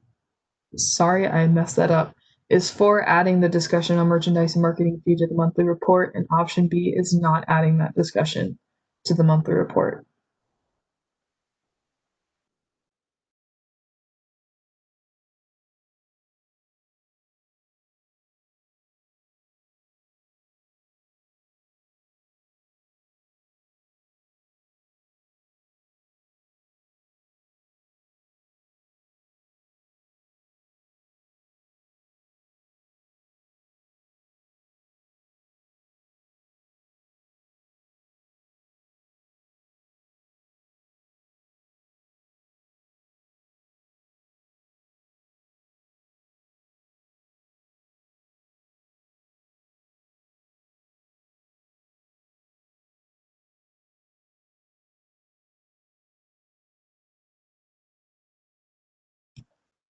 It looks like a majority vote for not adding the discussion on the merchandise and marketing fee in the monthly report. So that's that.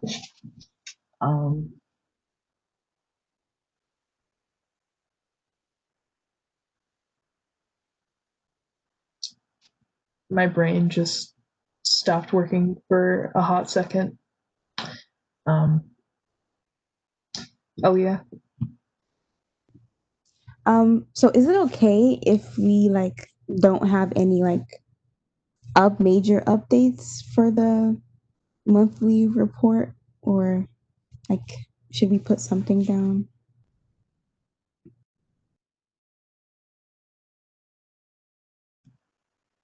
Is that a question for Rashad? Yeah, I think so. Anybody could answer, I guess. I don't know.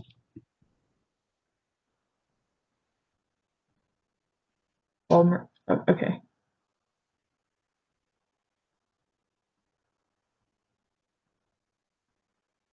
Rashad, by chance, did you hear that question? Pardon me, I was reconnecting. Could you Yeah. say it again? Yeah, Leah, go ahead. Is it okay if we don't have any major updates for the monthly report? That's fine. If nothing's happened, then that's fine. But I know things have happened. So I think a big one, would be the marketing point that you guys had. I can ask the department of when you guys think you'll have concrete information regarding that point. Maybe next Tuesday. We are hoping for next Tuesday, but it's uncertain still. Okay, I can ask the Department of Extended Connections to, just wait on you guys' report until the 22nd, so you can fill it out if you have any further, reports by that Tuesday. But if there's no updates on a liaison system, if there is no updates on, anything that you have been working on, then there's no need. I briefly remember you guys talking about Sahas, allocations. I wasn't available during that meeting. Are there any updates on the ways you are going about allocating Sahas funds to student organizations? Yeah, it's pretty much everything is going through Sahas right now. So Perfect. I think that's something that could be communicated within this form. Yeah, we'll definitely put that in there.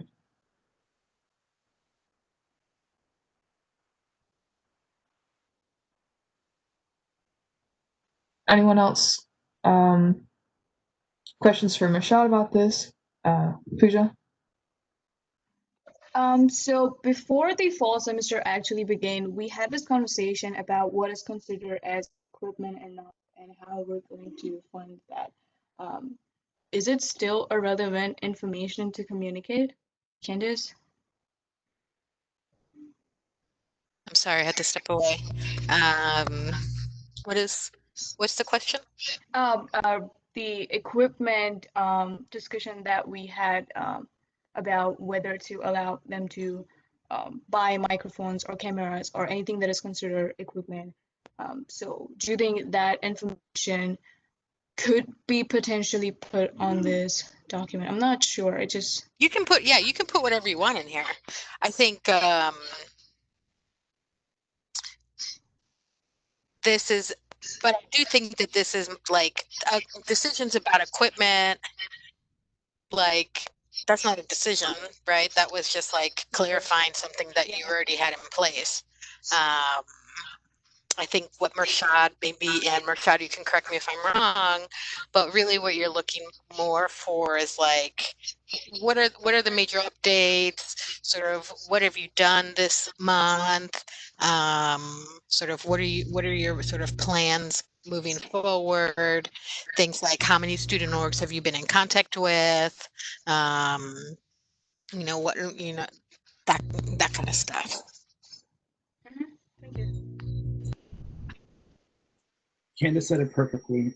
Just basically like a state of finance work, right? Like what's happening? What did you guys accomplish this month? What are your plans for next month? That's something you could add if you'd like.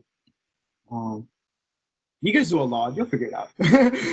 Finance board does a lot, and I can't even wrap my head around the work that you guys do. Like I've been trying to, I just can't. It's just, I applaud you guys for your hard work. Victor? Yeah, I just wanted to ask, with regards to the finance board secretary, would that be on the, like, would that be something we can add? Yes.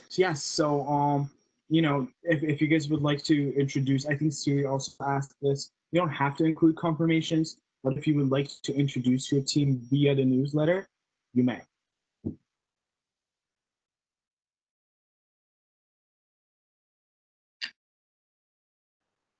You're like, oh, meet our new finance board secretary, so and so. Yeah, I like that idea. Any other questions, comments? I would be happy to like write up the draft and let you guys look over it before we fully submit it, because definitely want your guys' opinions on it as well. So expect that by like late Friday. But if nobody else has any pressing concerns about this, we can move on to the nominees, or not the nominees, but representatives for the stipend review committee. Aaliyah? Okay, I have a question about the format in which we should write it. So since it's going to be in a newsletter, I would assume that somebody else would kind of like take what we wrote and then like rewrite it in like, another way. So should we like make bullet points of our main ideas or like what we like or what we want to put, or should we like have like a paragraph type of like, oh, blah, blah, blah, blah, blah, X, Y, and Z or something like that? Sure, you can choose to present that information however way you like. It's a job of Department of Extended Connection to pull all this information together into something digestible for the student body. So you can do bullet points, you can do paragraphs, heck, even pictures. I don't know, just to get the point across, right? It's you have that creative freedom to report as you like. Okay, thank you.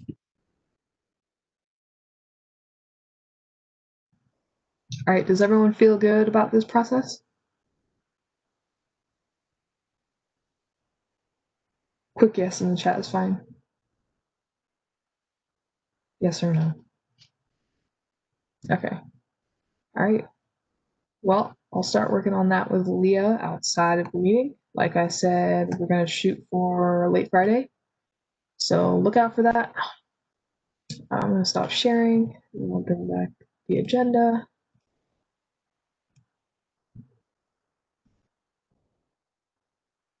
Alrighty. Okay, now we can do the nominations for the Stipend Review Committee. So Aaliyah, since you are one of the people heading that committee, you're more than welcome to discuss what this is all about. Okay, hi everyone. So a part of the stipend review committee, we need 2 members from the finance board to volunteer their time to be a part of the stipend review committee.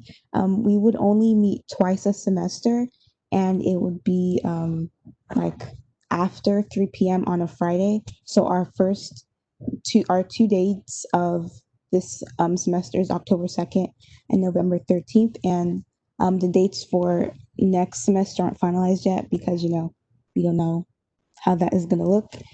But yeah, so if you guys are free after 3 p.m. on Fridays, or you can be available during those times, we would really appreciate it if you guys could join our committee, because we need 2 people who haven't been on the committee last spring. Oh yeah, I don't know if you see it in chat, but Liam has volunteered. Yeah, we got 2 volunteers. I see Liam and Siri. So thank you for volunteering. Yay, I'll contact you with more information on this. Thank you. All right, well, that was a lot faster than I expected it to be. Siri, now would be the time if you would like to amend the agenda to introduce your treasurer support team. You can do so now. Yes, I would like to amend the agenda to introduce my treasure support team.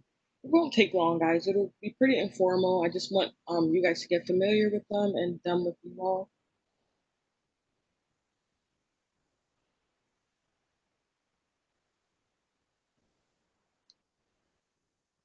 Is there a second?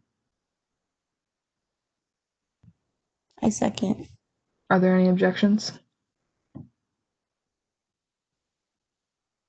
I see or hear no objections, so by general consent, we are amending this agenda to add a treasure support team introduction. And while I'm typing this up, Siri, you can go ahead and take the floor. Okay, guys. So yesterday, Cassie and UV got confirmed as my treasure support team. So I wanted them to be introduced to y'all because some of the things me and Candace have talked about, we want them to do. One will be reviewing the Sahas applications. Like for example, if we see like org submit a request, but they have like they haven't like completed the form. Like for example, they have a online what am I trying to say? An online Candace, what am I trying to say? That one club that submitted a request for their church. Yeah, like if they're missing something from ECS or Yeah. they're requesting funding for something, like ordering something, but they didn't submit like a list of what they're ordering, or like if they're just missing anything, that the treasure support team can be the people to say, sort of to manage that administrative process, so that as liaison, as finance board reps, your job is more like helping like guide them through and be sort of like in a like less tasky and more like supportive like role, and the treasure support team's role can be more tasky, like you're missing this, you can't be seen, we need to send you this, you can't be like, you need to finish this. So they can take that so that you can be more like, let me help you through this process, let me guide you through it, let me answer any questions, let me be an advocate for you. Yeah. Yes, thank you, Candace. Online contract was what I was trying to say, but she covered it all. Basically, that'll be some of their roles. Also, just reviewing the treasury training, just making sure they have access to that, and of course, helping me keep track of funding and everything like that. So, without further ado, I want Cassie and UV to introduce themselves to you, and I want you all then after that to just briefly introduce yourselves to them if that works. So, UV, you can go first. All right, hold on. Hi, everybody. Thanks for the opportunity to speak with you guys. So my name is Yuvi Sharma. I'm a senior and my major is financial economics, and I'm also pursuing a minor in statistics. And the reason why I was interested in, being part of the Treasury support team is because UMBC has done a lot for me from an academic standpoint and from a social standpoint, particularly through student organizations. And so by being a part of the team, it would be like a great opportunity to give back to the community. And I also wanted to say, like, this is my first finance board meeting that I've ever attended, and it's clear that you guys do so much for UMBC and student organizations. So thank you so much for that.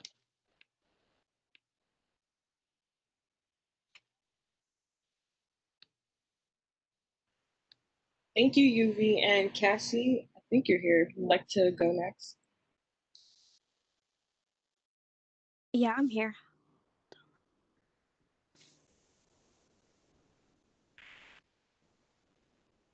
Can you guys see me?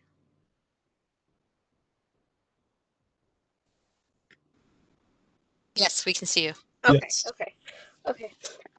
Hi guys, I'm Cassie. I am a junior. I am a psychology and poli-sci double major. And I really wanted to join more campus organizations, so that's kind of why I applied for this treasure support team position. And I feel like I have a lot of experience with handling finances and allocating funds. I'm just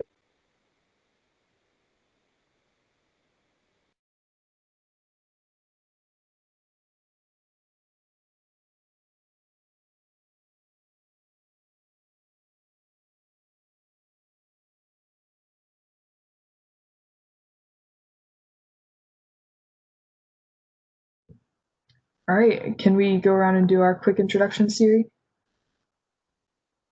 Yes. All right, so we're going to go in alphabetical order again. Hopefully we've had some good practice from earlier, but I'm just going to start real quick. Hi, everyone, or Cassie and UV. My name is Sierra Dubuque. I am the chair of the finance board, so we will probably be working in tandem a lot this year, and I use she, her, hers pronouns. So Acha, on to you. Hello, my name is Acha. I use she, her pronouns, and I'm a finance board representative. Nice to meet you guys. Hello. My name is Aaliyah. I am the vice chair of the finance board. I use she, her, hers pronouns, and it's nice to meet you. Hi, my name is Joshua Gray. I serve as the Vice President for Student Organizations, he, him pronouns. It's nice to meet both of you. Hi, my name is Liam Van Alt, and I am a finance board representative. Nice to meet you.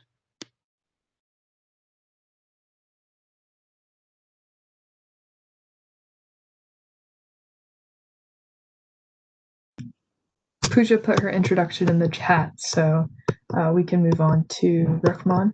Oh, yes. Hello, my name's Rahman. My pronouns are he, him, his, and I am currently a finance board rep.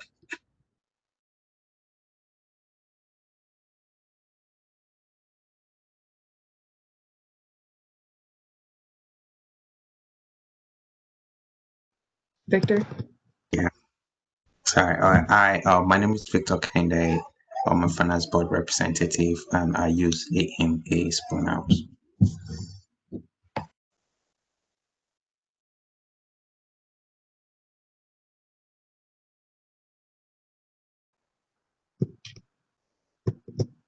Hi, I'm Candace Martinez-Doan, Assistant Director for Leadership and Governance. I also serve as the SGA advisor. I use she, her pronoun, hers pronouns. I am not a voting member of the Finance Board, and I sent you your hire letters. Hey, we met yesterday. Hi, I'm Courtney Campbell. I'm the coordinator for student organization development and campus life. I'm one of the finance board advisors. I use she, her, hers. And Tori had to step out, I think, but Tori Heasley is another one of our coordinators for student organizations. She uses she, her, hers pronouns, and she also helps advise the finance board.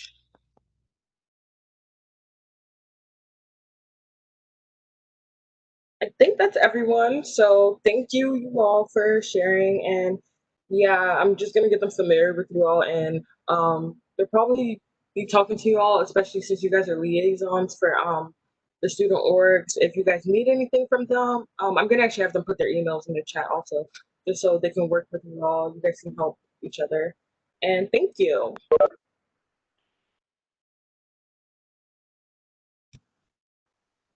Thank you to both Yuvi and Cassie for spending the little bit of time with us tonight to introduce themselves. I really appreciate it. I look forward to working with both of you throughout the year. With that, we have announcements next, but I would like to amend the agenda to have a discussion on something that was brought up earlier regarding our November 3rd finance board meeting. So I would like to amend the agenda to add a discussion on election night finance board meeting. Second. Are there any objections?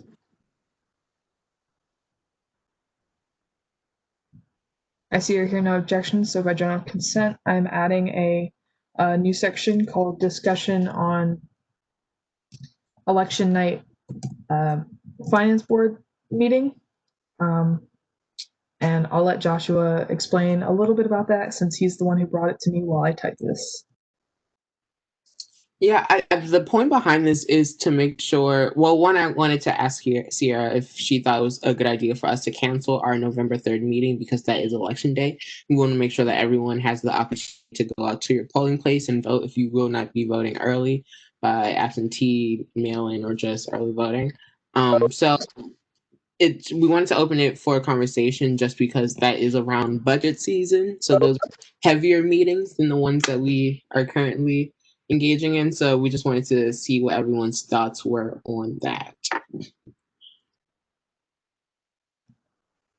Another thing is that I know that it's my first time in voting in a presidential election, and I'm sure since a lot of us are sophomores, it might also be your first time. So we definitely want to give you that experience without constricting you to work.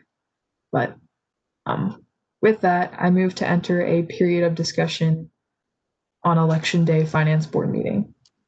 Second. Are there any objections? I see or hear no objections, so by general consent, we are entering a period of discussion on Election Day Finance Board meeting. So if anyone has any questions, comments, concerns, please let me know in the chat. Siri? Okay, this doesn't actually relate to the vote, but just for clarification with voting, because it is important to know. I know like typically October 11th is the voting day, but since like we're doing stuff like online-ish this year, just for recommendations, should we be voting like earlier than that? If anyone has to answer to that, I don't know.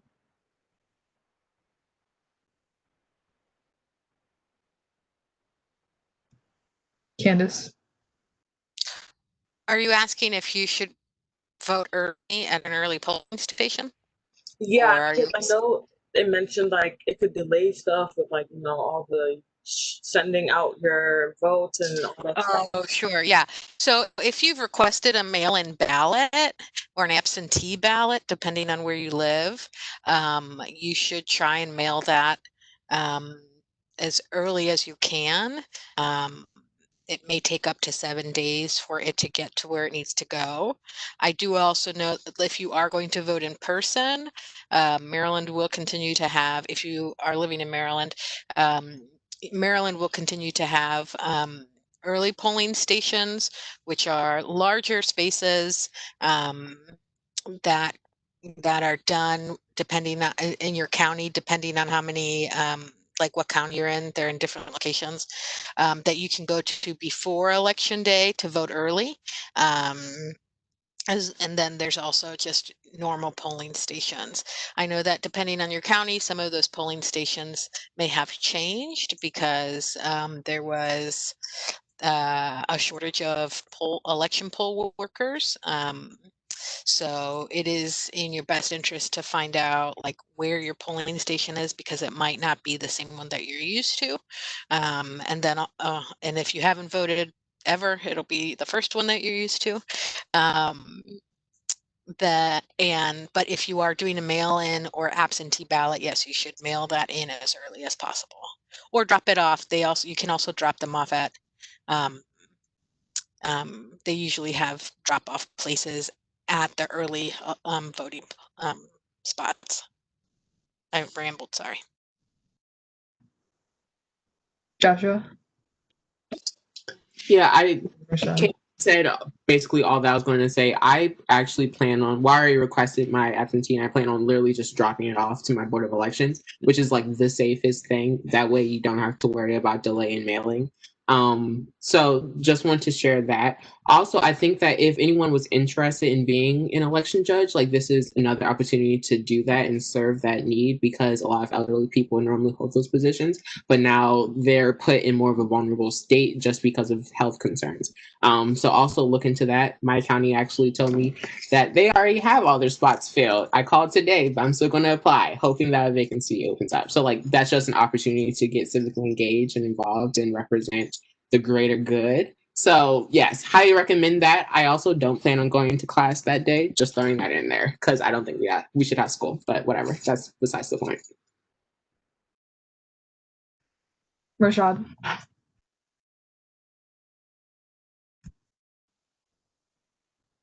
Is my computer glitching out? Because I called him Rashad. I don't know if he heard me. Sorry, I'm having connectivity issues. While we're on this, yes, can you guys hear me? While we're on this topic, someone reached out to me a month ago. This was back when I was really overwhelmed, so I never reached back out to them. But it was a student from another university that was passing something within their own government association that requested that students could take off class in order to vote. So I just want to bring that up.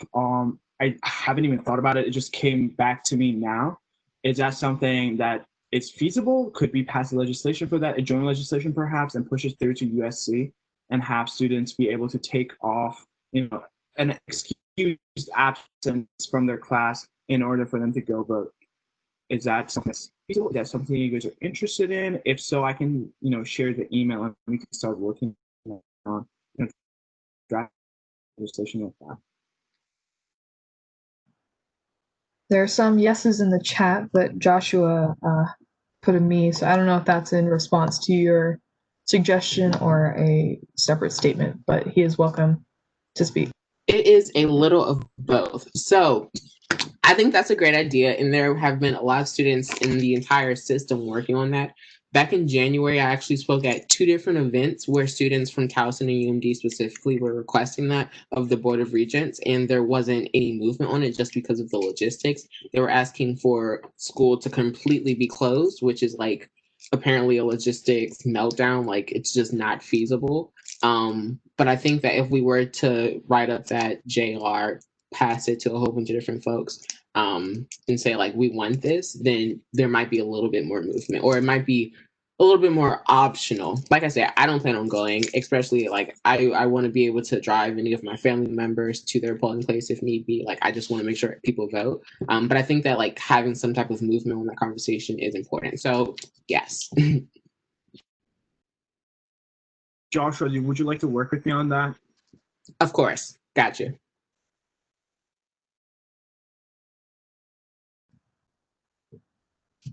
Really quickly, I just want to bring us back to the main point, because this whole discussion was for deciding if we would like to cancel that finance board meeting. Just to let you know that semesterly budgets are due halfway through October. And since this is a new board, some of us might not be aware of how heavy semesterly budgets can get. So I just wanted to see how the board feels about losing time during that portion of our board duties. So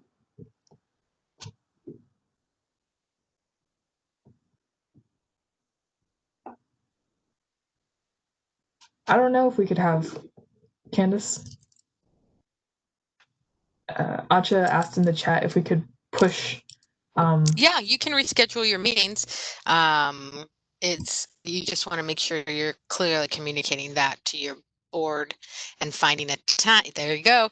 Finding a time that everyone can be there, right? So if everyone can't be there, you're rescheduling it, but it's an excused absence because if they have class, because it's not your normally scheduled time.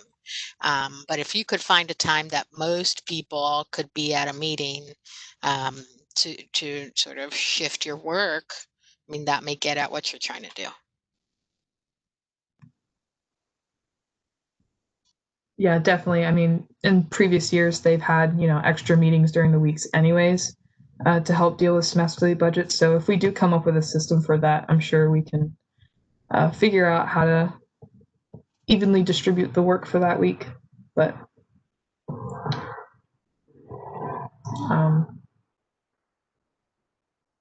I'm really blanking tonight, y'all. I was about to say something, but it just completely left my head. So do we want to do a little straw poll about that meeting, or are we on a unanimous kind of let's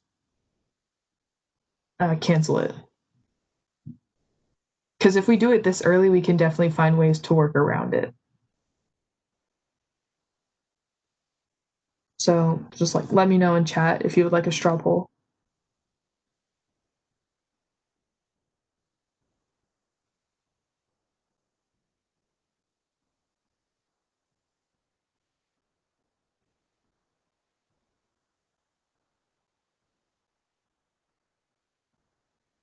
Aaliyah, the only issue I have with making the meeting non-mandatory is not having quorum. So that's the only thing that bothers me about that. So, Joshua? Yeah, I think that if we postpone it for later in the week, then, we run into that risk anyways, because classes won't align then, because people normally schedule their courses around this Tuesday meeting. So if we postpone it to like a Wednesday or a Thursday even, then I know 9 times out of 10 people, Saturday. Don't know about that, Leah. No, I don't know about that. But yeah, I think that canceling it might be the best option.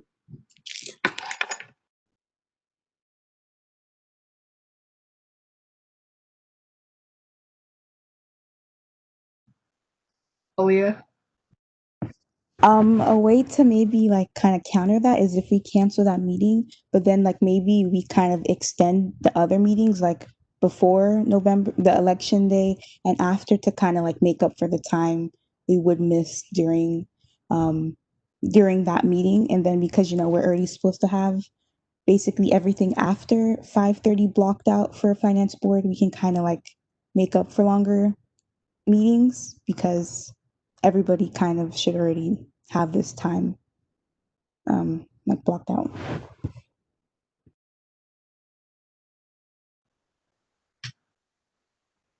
Yeah. I think once semesterly budgets are due, like we start looking at them right after. Candace, please tell me if I'm wrong. And I think on the year in review timeline that Candace made for the fall retreat had semesterly budgets due like October 15th. So we have like at least 2 weeks prior to that meeting to figure that out. Although I think that it says on the year in review to have all of them completed by the end of November. So yeah, that would definitely be pushing those meetings before and after to longer times. But since we should all already have this time blocked out, then that's kind of already like an expected responsibility to be there. But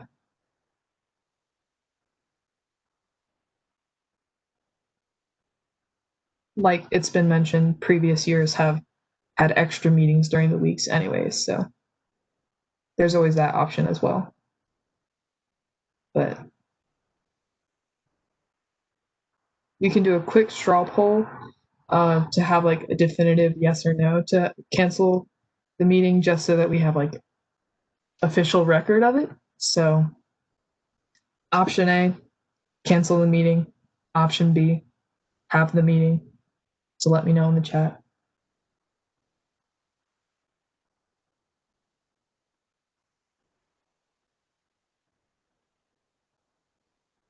If you need me to repeat that, let me know. Sorry, quick question. What do you mean by like have the meeting? I might have missed that part. Like, are we making 2 meetings into one the following week, or you mean have the meeting as in don't cancel? Don't cancel. Oh, okay. Yeah, because we'll have to cover all that material regardless. So option A, cancel/postpone said meeting. Option B, don't touch that meeting.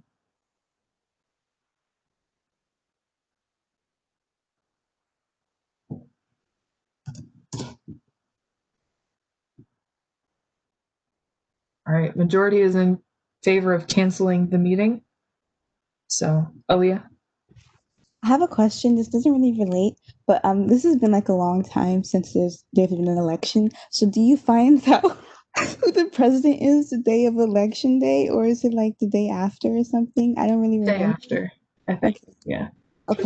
They do a live count of the polls. Candace? Okay. Yes, typically they do it like there's it's on all the news channels, and they're calling all the states because all of the states have different like deadlines and all the timelines, like all the time zone stuff. I do think that we're probably going to find out a little later than we usually do, unless there's a very clear winner, because a lot of states are doing some mail-in stuff. Yeah. And that's people are gonna be dropping their ballots off, or they're gonna be past November, like it's 3rd when they're going to be received and reviewed past November 3rd. So I think a number of states are going to be calling like who their winner is later than typical, unless there's a very clear winner already.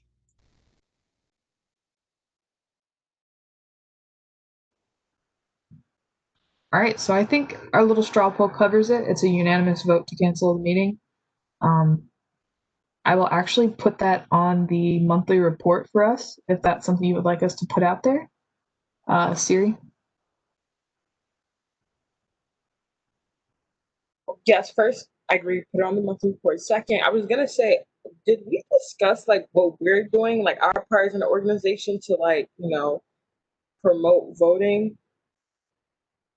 Like since we are like student government association, I feel like it's only right, we have a part in like promoting voting. Oh, election night training. Okay, great. Yes.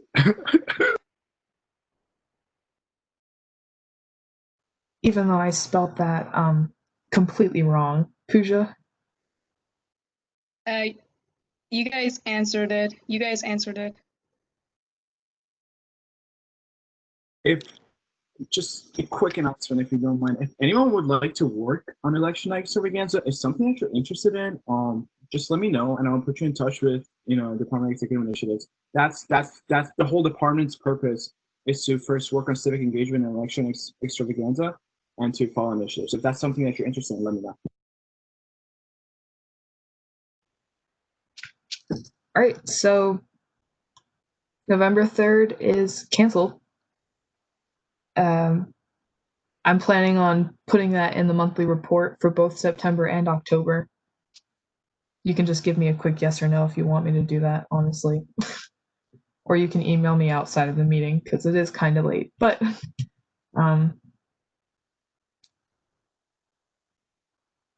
again, I'm blanking. Wow. See ya, Acha. Have a good night. Is there a motion to end this discussion?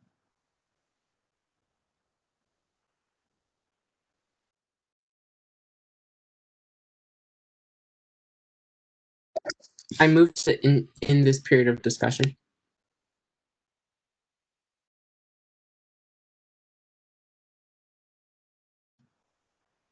Aaliyah seconds in the chat. So are there any objections?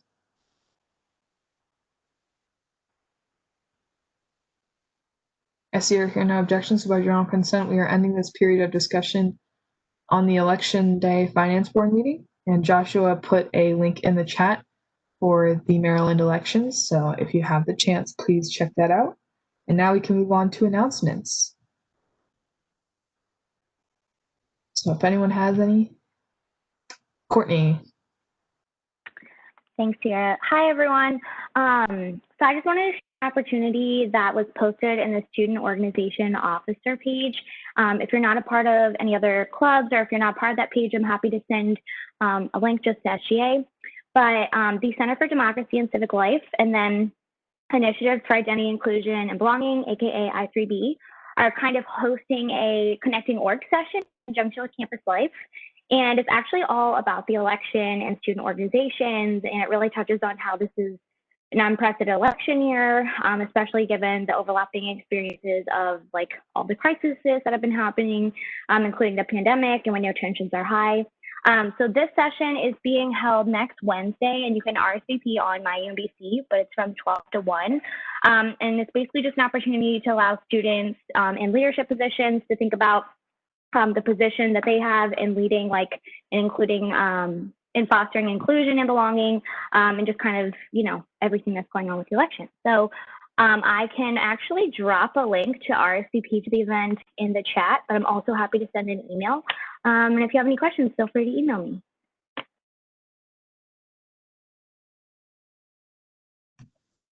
Thank you, Courtney, for that opportunity. Joshua? Yeah, I just very quickly wanted to, on the record, say happy early birthday to Rahman. His birthday is Sunday, September 20th. Thank you, Josh.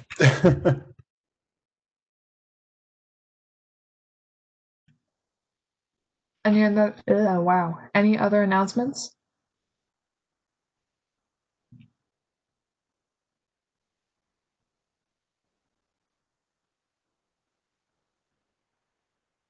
I've got two quick ones. I don't know if anyone saw, but our introduction as the finance board went up on UMBC's SGA Instagram page. So we're on there as of today, and they're going to be also sending out a little social media and my UMBC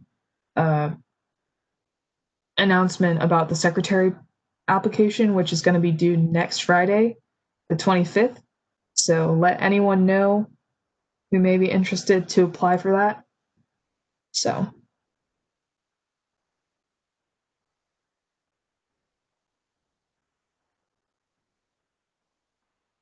Any other announcements?